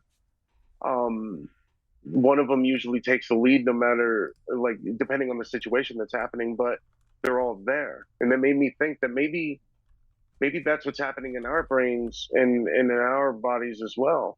that all of the emotions are present at all times, but one gets hyper focused depending on the situations that happen. Right. So one kind of becomes the commander or the leader, what have you, you know? Well, because we're also adults, the emotions are so much more complex. And Um, but yeah, please go ahead. oh no, I was going to say one aspect that I don't think that a lot of people really paid attention to because it was subtle was that even among Riley and her two parents, which emotion was the lead? For Riley, it was joy. For the mom, it was sadness. For the dad, it was anger. But would you consider either of those three truly joy, sadness, or anger? No. But their behaviors, you could see that that could be the temperament leading it. That most of the decisions of the mom come from a place of sadness. But that's her caring and kindness. Like, she maybe had gone through a lot of depression and stuff, so she's doing what she can to keep her daughter from having to deal with sadness. The dad may be a very angry person, but you don't see it because he's learned how to live with it and control it. But he tempers everything that he teaches with trying to keep anger under control because of how destructive it could be. Yes. And then there's the bus driver. He had anger, he had disgust anger, he had sad anger, he had joyful anger, he had anxiety anger. Right. Right. That one Some was people, pretty obvious. And that's actually what led me to look at the, wait a minute, sadness is in charge of the mom and anger is in charge of the dad. And it made me kind of deep dive one night. I couldn't sleep, so I was just laying in bed, just pondered and pondered and pondered. yeah, yeah. It's such an interesting dichotomy and such a such an interesting spectrum that the emotional wave is anyway. Like there's so many different things in it, and because they can so fluidly move with and about each other and kind of link up, and like you can feel disgust and sadness at the same time, you know. But it doesn't even have to be that. Um,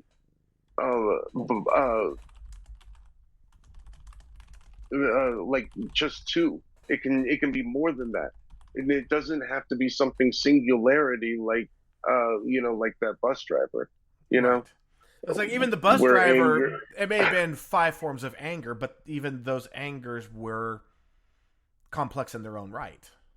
Yeah, maybe it was just because he was on the bus at the moment, It could be. Or it because could I be could see that, that. although I can't say I know some people that is their default set. They are always angry. But they have varying other emotions mixed in with it, but they're always angry. Or they're always Yeah, disgusted, or they're always scared and anxious, or they're all, yeah. They maybe that's what they mean by it. And again, it could also be that their anger has gotten to the point where it has now influenced all of the other emotions to become somewhat angry. I never thought yeah. of it that way. That's a good way of looking at it. It's I don't know. It's just always interesting to me how emotions have always worked. Like I always considered them, kind of more part of the electromagnetic uh, part of us human beings, because we are electromagnetic beings, and consciousness seems to be bred out of electromagnetism. I figured the emotions might be bred out of the same thing, um, and maybe this is why our mental health is so important for us to function as human beings because it doesn't seem like it's integral. It is integral to our functionality, it seems like that because it is. Right. It's like, And people take it for granted, people, especially their emotional growth. You get angry like that, you hold on to anger and it fuses every other emotion because you don't deal with what's making you angry. You have to deal with it. and that's why you eventually snap, and it's ugly. Yeah, yeah. And it's and that can happen with every emotion. It doesn't have to be anger. Sadness can snap too. Hunger can snap. Yeah. There's plenty of things that can make a person snap, and that's why I want to go back to the complimenting thing because it really does become much more important when you underpin it like that. And I'm not especially when you realize how far one compliment can take somebody. and I'm not gonna lie. There's an underlying reason for me giving everybody that challenge to go compliment one person every day for the next 7 days. Are It you fishing for 7 compliments? no, no, I'm just playing. I'm just playing. that was brilliant. No, it has a way of lifting you by delivering them when you see the impact. It helps you. Yes, It yes, helps very yourself much too. so. Yeah, I had an underlying. Yeah, I'm not gonna lie. Yeah, there's another reason. You're gonna help lift somebody else, and you're gonna lift yourself in the process. Yeah. Being kind is being kind to yourself as well. Now, Ivania is really just blowing up the chat right now with. Ugh. Okay, so like Kat said, Up was a real downer. I didn't care for it. Ivania said, I watched Up after I got divorced, and it depressed me massively. I was like, oh look, there's Matt's got to be old, me, old and alone. But after watching it again in a new mindset, I actually loved it. And I said, I would love to hear Kat's thoughts as to why, what she doesn't like Up. And then Ivana said, Coco and Encanto got me in the feels too. So I had to reply, we don't talk about Coco. No, no, no. That's funny. Both of those movies, man, seriously. That's great. That's And great. then she goes, okay, let's talk about, she had a brilliant typo. Marley had me. I was like, no. But she was talking about Marley and me. And so I said, yeah, I'm setting mute on Ivania. But yeah, Marley had me sounds like a bad adult film. It does. But Marley and me, I have a yellow lab. I don't want to talk about Marley and me. She's 10 years old. I don't want to talk about Marley and me. I had a chocolate lab growing up, but it already happened to me. It's well in the past now. This is my first lab. Yeah, Marley and Me is just a movie about a dog, guys. Relax.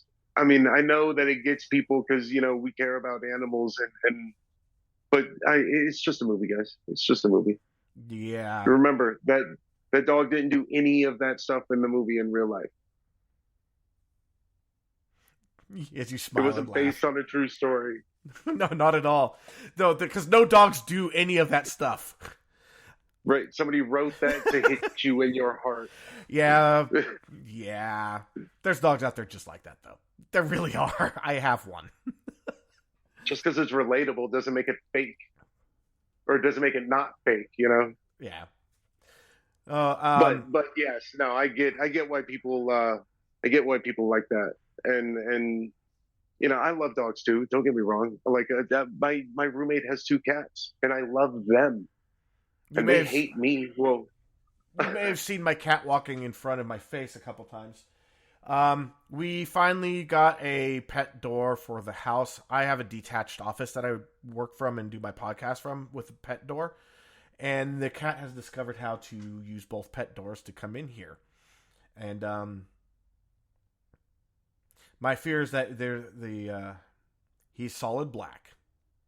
We have no street lights in this little suburban neighborhood. And we don't have a speed bump on our street because it is a fire lane for fire trucks.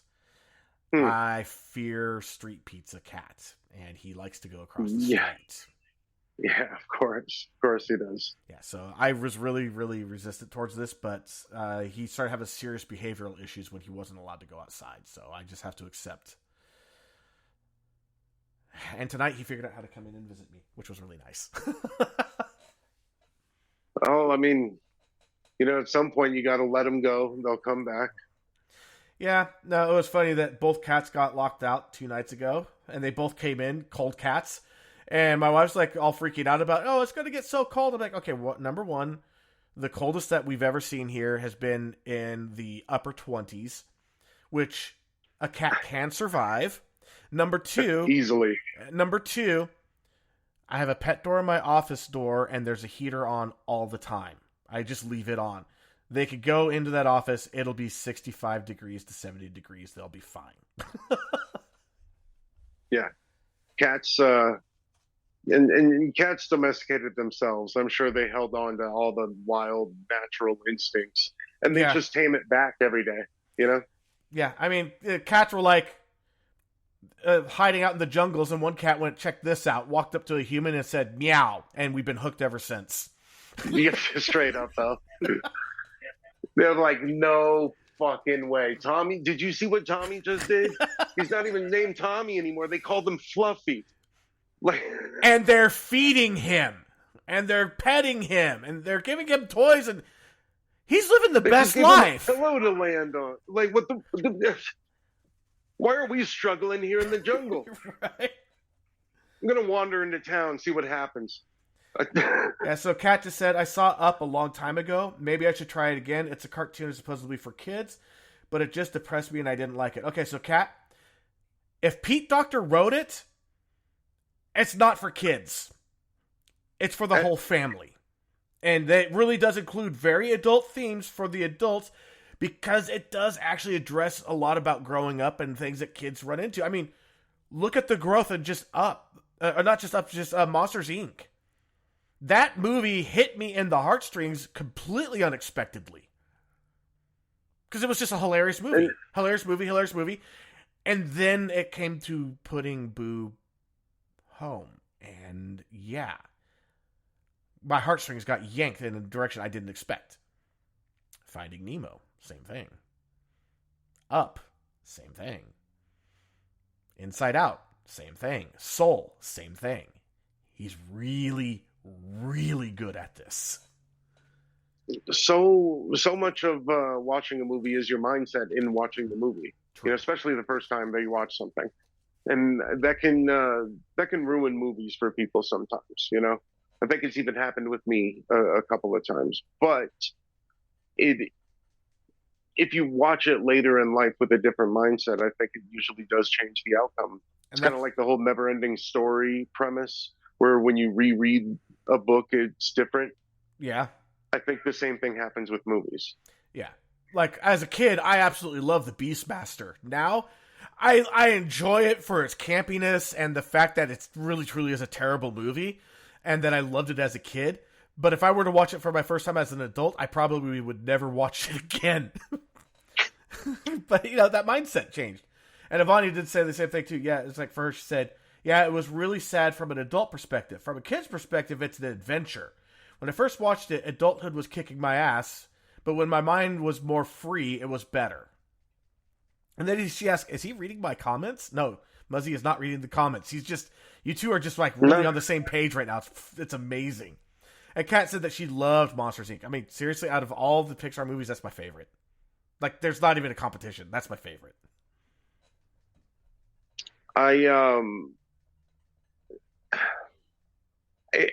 Inside Out, I think I have to make a big argument for my favorite Pixar. But they're all pretty good. I mean, I was in love with Wall-E. The non-verbal of that movie was so Powerful. Fantastic. Watching it, like that's my number 2 movie right there from Pixar. What an incredible way to make a movie. And I just said, oh man, I totally misspelled Doug. Oh well, whatever. You really save a ton on voice acting, though. Yeah, but they had to spend a ton on the special sound effects. Well, you can put that extra resource into that at that point. So. But I have to admit, if you didn't know, the guy that did all the sound effects for Wall-E, legendary sound effects person that did like all the sci-fi movies, like all of them throughout the 80s. So it was his movie that he got to really be free to do the sound effects. Nice. No, because I thought I recognized a couple of, like, I was like, that sounded like old school, like, yeah, because it was Johnny Five type shit or something, you know, like what did I just hear? Yeah, because it was same guy. The movie was a tribute for him to basically like, this is about your life's work. We want you to have a major part of this free hand, and we're going to make this like, we have this amazing story, this amazing movie, but for the sound effects parts, this is you. This is you. We want to celebrate your legacy. So awesome. That's awesome. Yeah, that's very cool. So when you watch it again, like at first, my first time watching it, I was like, God, why are some of these sound effects so like 70s and 80s, like the siren, the woo, woo, woo, woo, woo, woo. Yeah, yeah. And it was like, it felt out of place for a modernistic movie. And then to find out, oh no, we just let this guy have a free hand. He's a legend in what he does. And it made the movie so much better the second time I listened, because I was able to appreciate it more. And meanwhile, Kat said Monsters, Inc. was scary and sad, but it didn't have the same feeling as Up. Like I said, probably should watch again. Don't really want to, though. And I said, watch it just for Doug's growth. If you're going to watch Up, if you need a good mindset, make it the Doug movie. Watch it for the talking dog. Yeah, that'll it's enough for most people. His story arc by itself was amazing. Even the first time I saw it, and the moment Doug came up on the screen, I'm like, well, this movie is already skyrocketed up because it has a talking dog. Very hard to beat that on any level. There's a reason why Homeward Bound did so well all those years ago for Disney. Loved Homeward Bound. Oh, The Incredible Journey. Yeah. Oh, man. That was such a great movie. And then Kat said Boo is adorable. Voice act real animals like that. That's unfair. That's unfair to the audience. You've already got them hooked. And then to use the voices that they used. I mean, are you kidding me? Right. Michael J. Fox. As a pit bull. Which fit really well because Michael J. Fox has kind of that goofy voice. And pit bulls are goofy dogs. Scott said Incredibles 2 is his all-time favorite Pixar. Vonnie said, so much of our granddaughter makes me buy Incredible toys for him. Okay, so Vanya buys Incredible toys for the grandchildren because it's more for Scott. Got it. And the cat said, okay, if it's on any of my apps, I'll watch it. If it's up, if you have Disney Plus, you have it. Just saying. Oh, yeah. If it's not on Disney Plus, I'm going to be mad. It. Yeah. There's no reason it shouldn't be on there. Because they have all the Pixar shit on there, I'm pretty sure. Including they got a whole subcategory. All the Pixar shorts. Now, I will say, Cars. First time I heard about Cars, I thought, this is the dumbest thing ever, and I didn't want to watch it. Didn't want to watch it. Didn't want to watch Cars 2. Didn't want to watch Cars 3. And then I was walking through the living room. You know, my wife had it on for my son, you know, the youngest. And it was a single joke by Mater that made me decide I need to watch this movie because it was such a funny joke. It was Lightning McQueen comes rushing out. He's like, did you know that Doc has 3 piston cups? And he goes, who did what in a cup? I lost my shit on that joke. And I will say, out of the 3 movies, I love the first one. It's a good movie. It's campy. It's predictable. The writing's a little heavy-handed. But, you know, it's a good, like, coming-of-age kind of movie. That's what it's intended to be. The second one, I really didn't like. It just felt too forced and contrived. But the third one, there's a reason why on Disney Plus, when you go into the kids mode, you don't see Cars 3 as an option. Kind of like you don't see Up. When you're on the adult side, you see them. It's a great movie. Cars 3 is a great movie. And I say that it's just like as a movie in general, not a kid's movie. It is a great movie. It is really dealing with adversity, aging, and accepting that you can't do what you used to be able to do as you get older, and that you have to adapt and change and find a new path in life sometimes, especially as an athlete.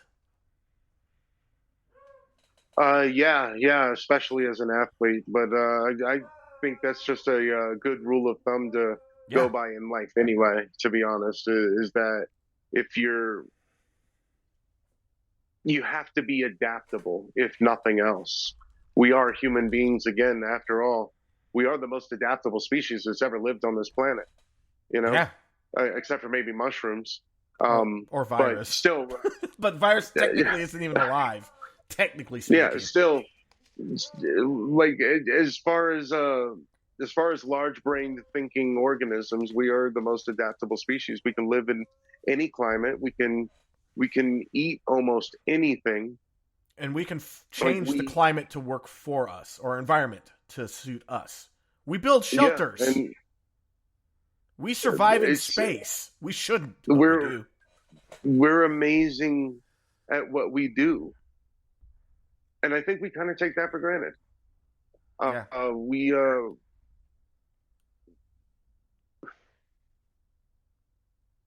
it does sadden me that as they're saying, like they got sad when they watched some of these movies.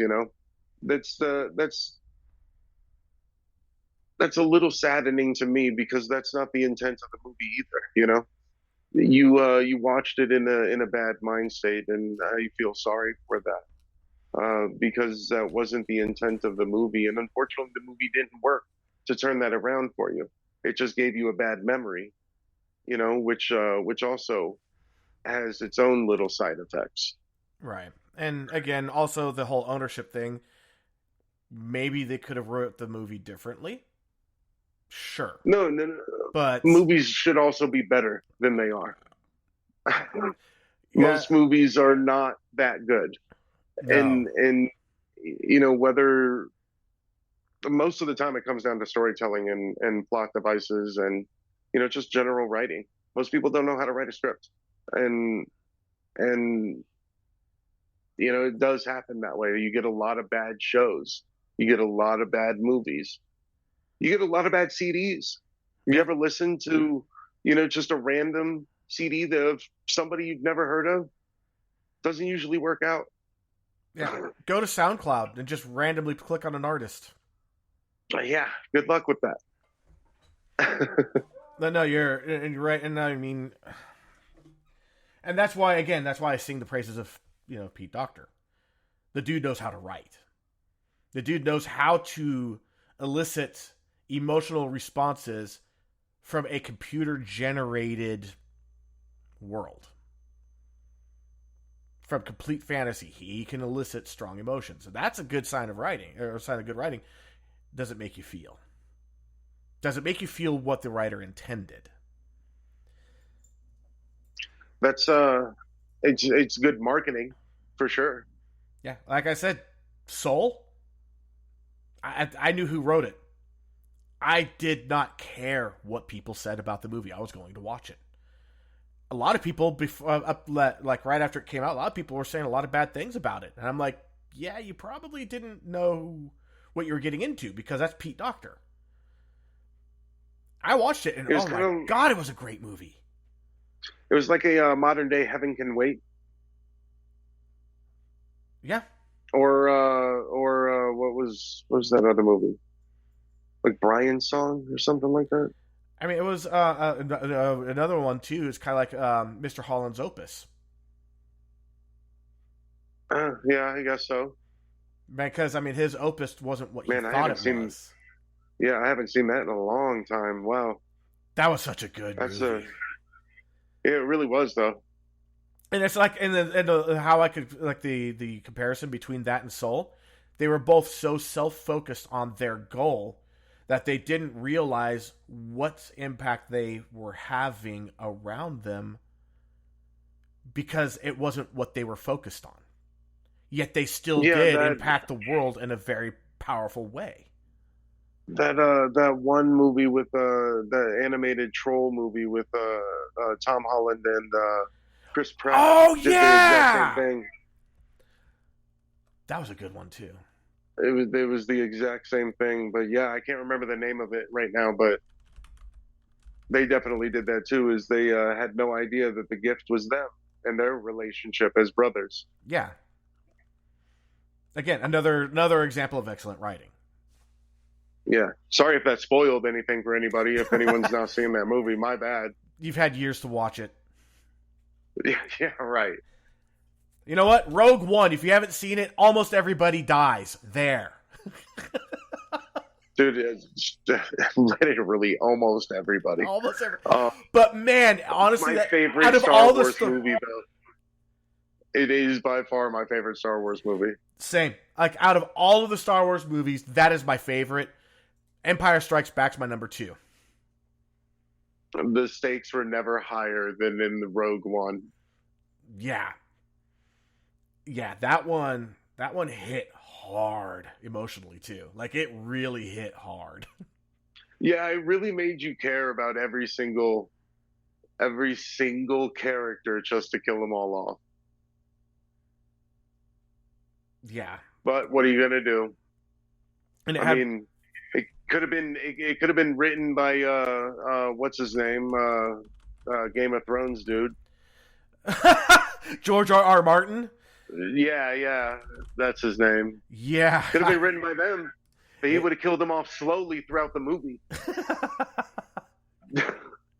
yeah, you guys had years to watch it. We're not even sorry here.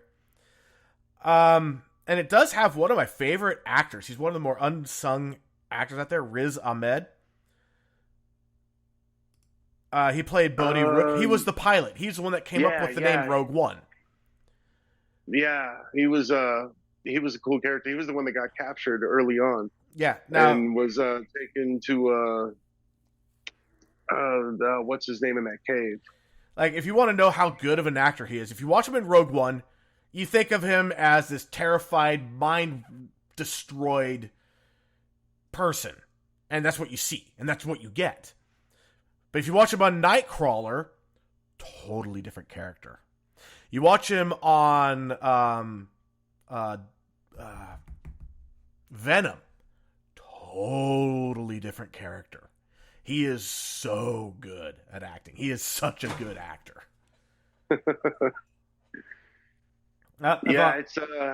It's important to have range, you know. Johnny Depp has taught us anything. Yeah, although Johnny Depp now is just basically different variations of Jack Sparrow. I really hope Beetlejuice 2 breaks out of that. I'm really looking forward to him being the newly dead. I can't wait to see this. Like, I really can't wait to see this. But no, exactly. Johnny Depp was definitely varied. Like, Fear and Loathing in Las Vegas. Oh my lord, that was such an out there character. Yeah. What a. I mean, I think he did his best, but how do you even try to attempt to play Hunter S. Thompson exactly? Right. The man's story himself is worthy movie. You didn't need to make a parody of it to do the movie. Right. But man, if anyone could have carried it, it was him. I don't know of another actor that could have done that role. Like, I really it's very true. I mean, man, there's quite a few roles about his that you could say that. I mean, who the hell else was going to play Edward Scissorhands? You know, but I got nothing, and that movie sucked. By the way, I hated that movie.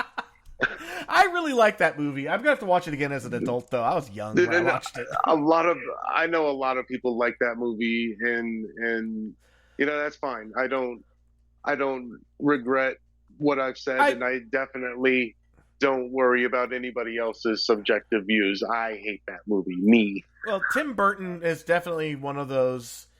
He could be irreverent for the sake of irreverent, and still put out something entertaining. Now, if you want something amazing, it's one of the little hidden gems that most people don't even know. It's a little short that was, or a little. It was a single episode. Let me back up here. There used to be a TV series called Amazing Stories. Every week they had a totally different story from a different director, different story writers, different producers, different everything. One episode they did was called The Family Dog. It was Tim Burton's first animated movie or anything, and it was just a single episode on a TV show, and it had Danny Elfman doing the music, and it was on prime time, which was really rare for this stuff. Amazing story. Like, it actually spawned a TV series called The Family Dog, but that didn't do so well because, well, it wasn't Tim Burton at that time. But yeah, definitely, I'd say that's a golden little gem of amazing cinematography that, you know, most people have never seen, or they saw it and they don't remember it.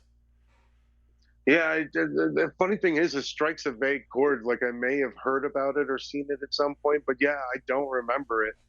That's for sure. Oh, it was so unusual because of just the level of, like, the quality of the voice acting. Like, there was voice acting before this was never celebrity. So let's see if I can find it here. There it is, The Family Dog, 1999.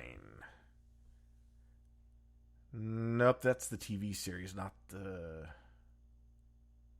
Amazing Stories one. Damn it.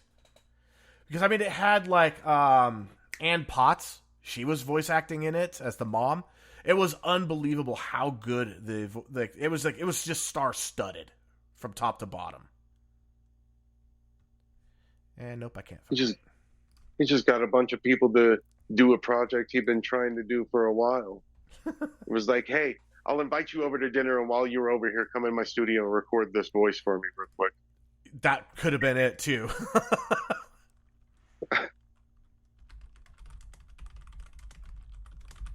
Amazing Stories, I Family mean, that's the way Dog. I do it. Yeah, the Okay. Family Dog. Okay, that's right. Okay, it came out in 1987. You had Stan Fredberg as a voice. You had Annie Potts as a voice. Mercedes McCambridge, Scott Melvin, Brooke Ashley, Brad Bird. Um, they're not like the big names of today, but if you look at like a lot of these pictures of these people, you'd be like, "Oh yeah, I remember her back in the day. Oh yeah, I remember her back in the day." Yeah, it was amazing. Just saying. Unbelievable. The first person who whored out his own project.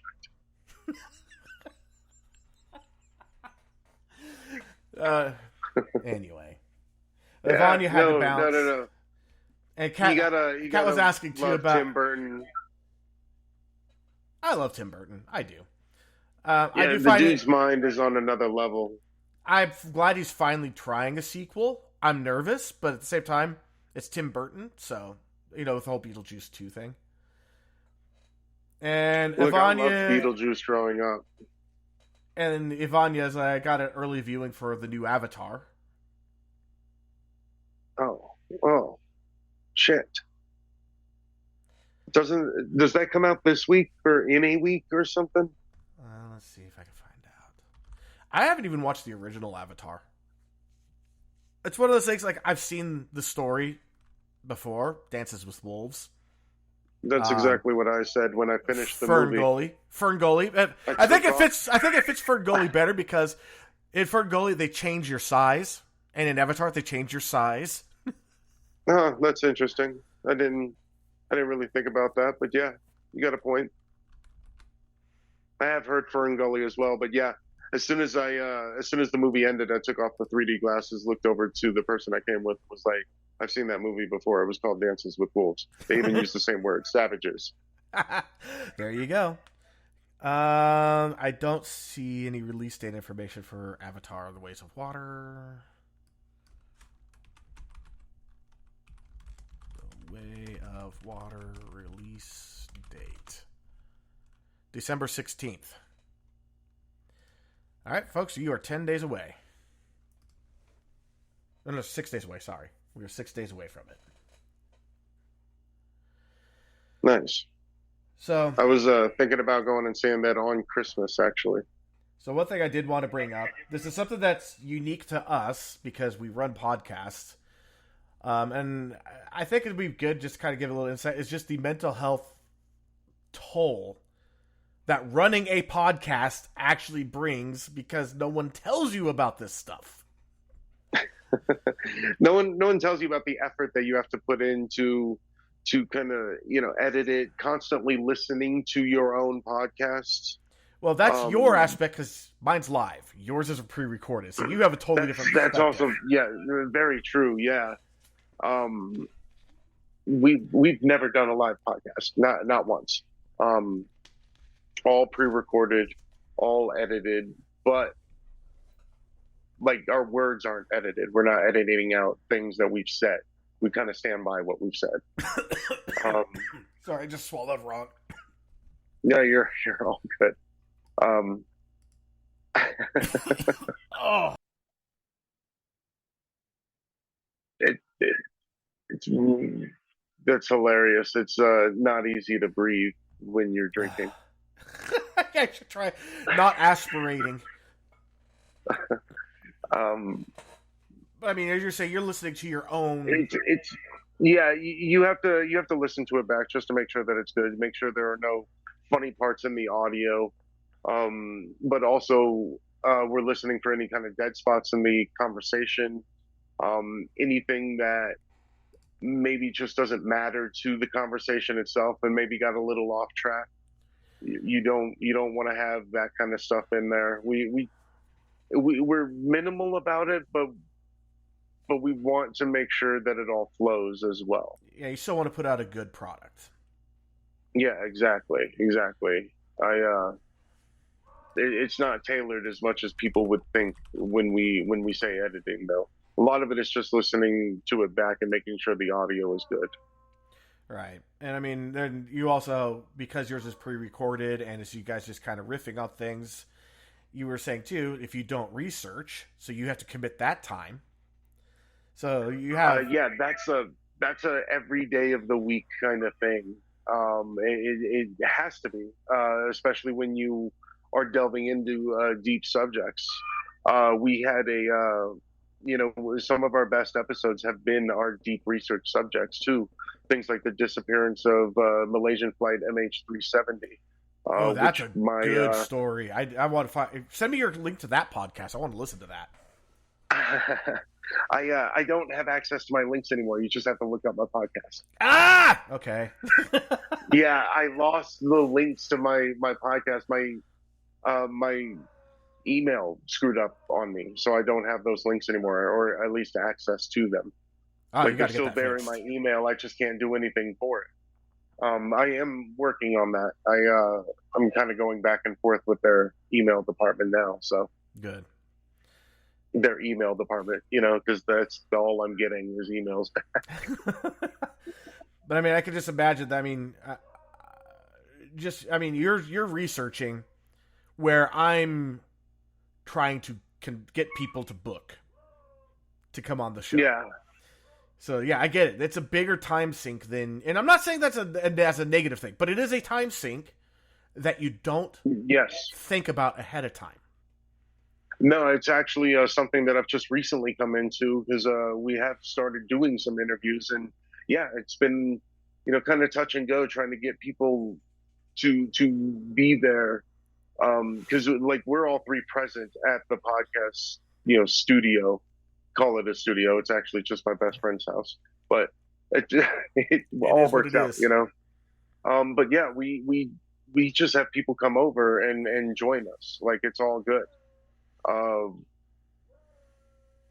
but syncing up that time has been something of an issue at times.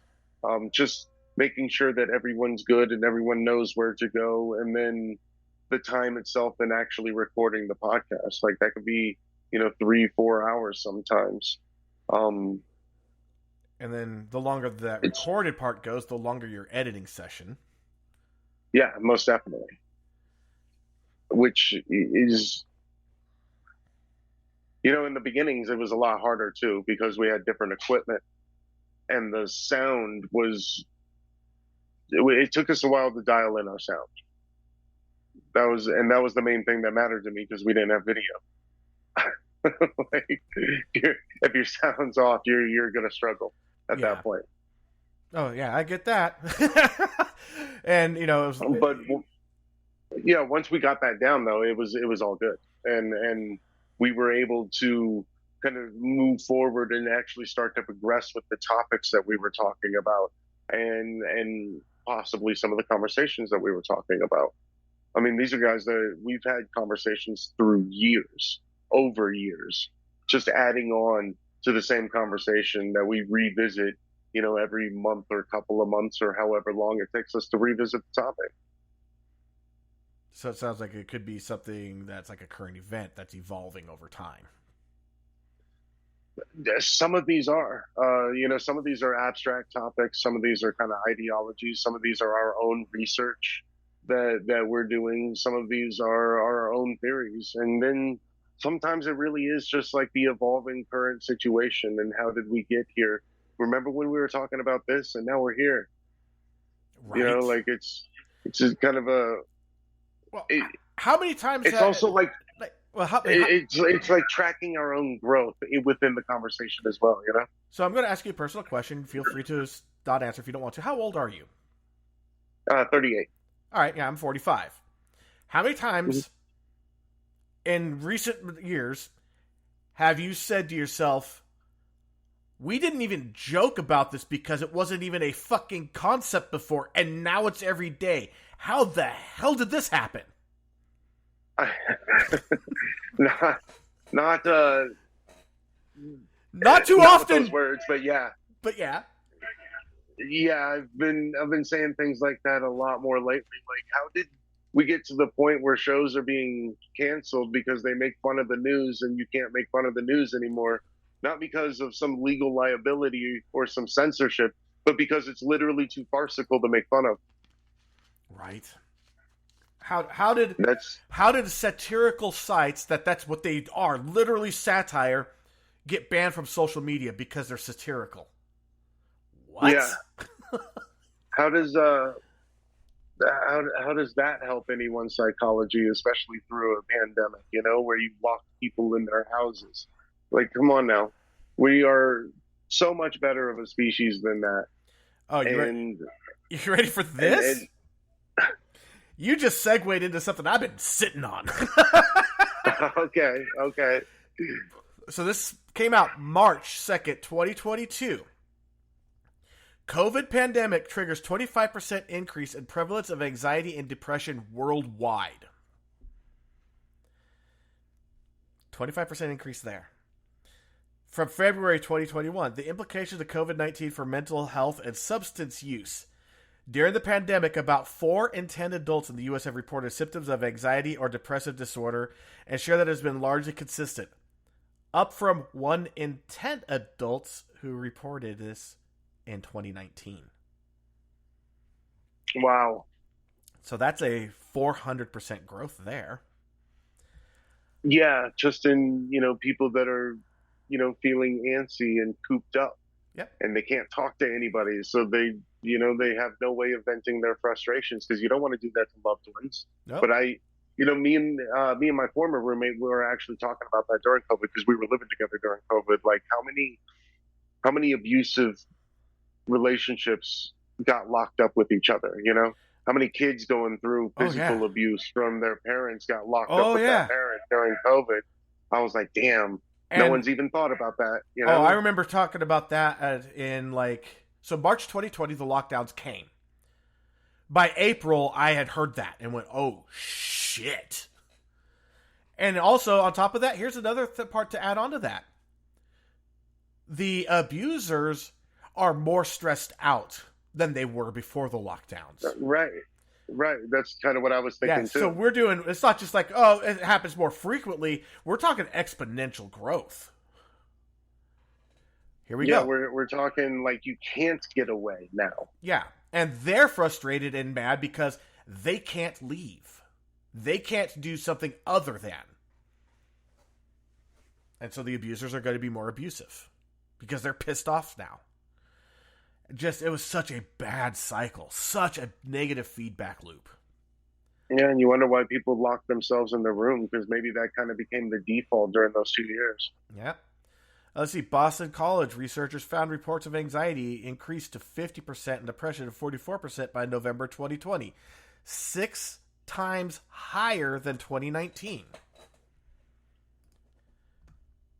Number of people looking online for help with their mental health increased significantly from 2019 through 2021. In 2021, over 4.5 million people took a mental health screen, representing a nearly 500% increase over the number of people who completed a screening in 2019 and a 103% increase over 2021. Yeah, this pandemic, the lockdowns, were horrible for mental health. It's one of those cases of, did the way that we're trying to stop the physical illness issues, were they actually worse than had people actually got ill? That's going to be the age old. That's going to be the question that historians are going to debate going forward. Did the measures that we take cause a bigger problem than had we not taken them? And yeah, I think it will be debated for quite a while. But I also think that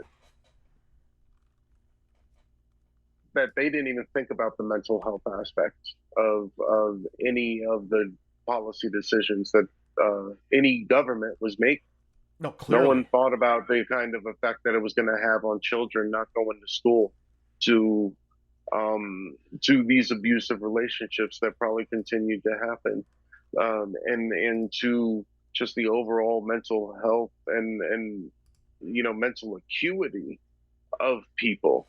Imagine trying to still work from home while your kids are screaming all over the house because they're also cooped up. You know, Yeah.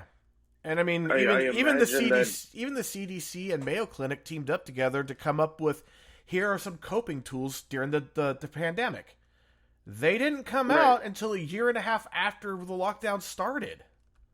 right. Rather than just maybe let people go outside,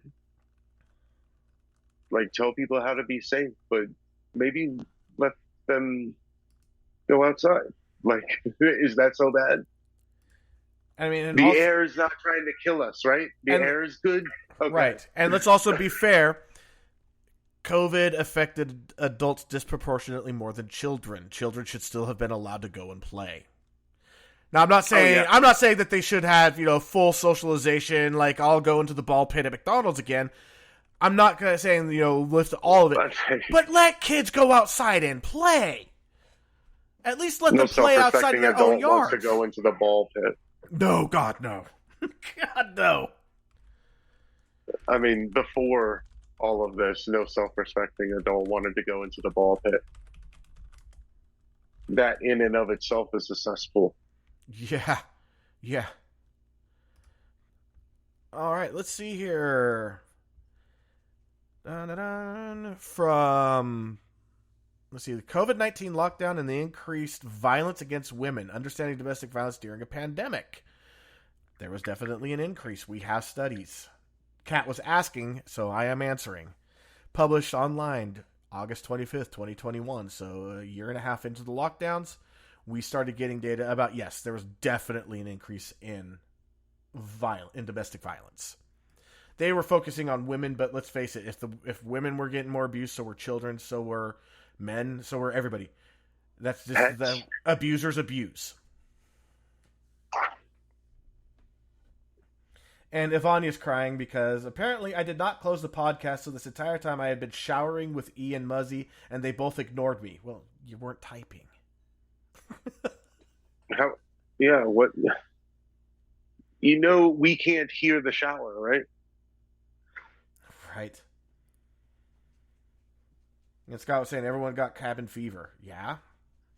I mean, I started this podcast in March of 2020. I had no idea that we were going to be locked down. My podcast was like episode one's of my podcast was like the week of or the week after lockdowns became official.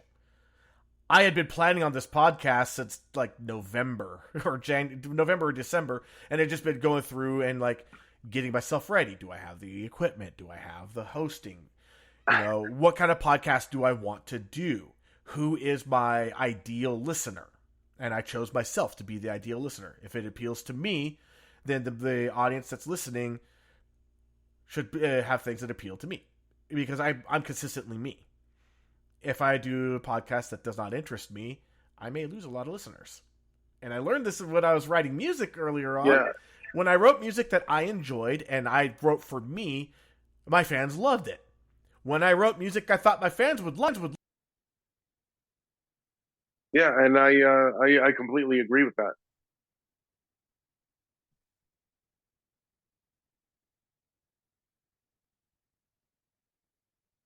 Uh-oh.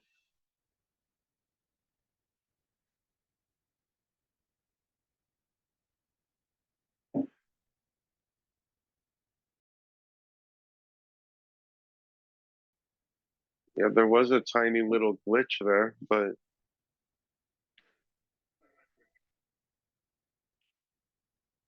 oh.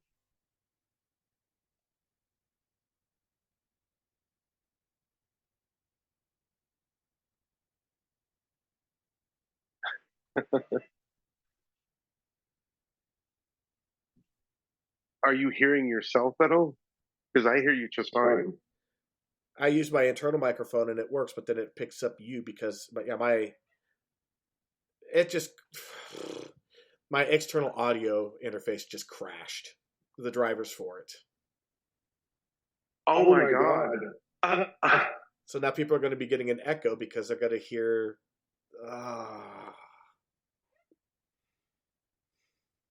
Well, That's okay. If you want, we can go ahead and wrap this up then. Yeah, I think we're I gonna. mean, I still have some other things I need to do tonight too. So, but this has been a blast for me.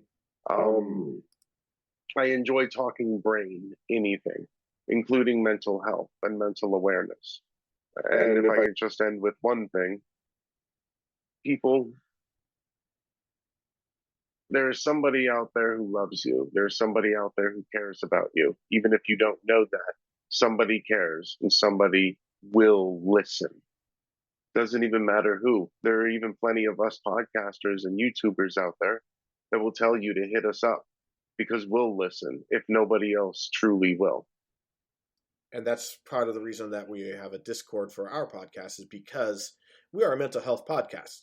I want this to be more than just a podcast. I want it to be a community. We've been working on building community. So we have the Discord. So if you're having an issue and you don't want to reach out to a suicide hotline because you're not that, because like they're always talking about go to the ER, call a suicide hotline, call 911. Well, what if you're having an issue but you're not at crisis mode and you need help? That's where the podcast, the Discord comes in. We're there. We're listening. We're reading everything. Yeah. You have to have a community, and you have to have somebody you can talk to, someone that you can reach out to. Find the person you can reach out to, and talk. Talking is one of the most important things that we can do as humans. Communication is key, guys. Agreed. So, with that said, I'm E. And I am Muzzy. And we'll catch you guys next week.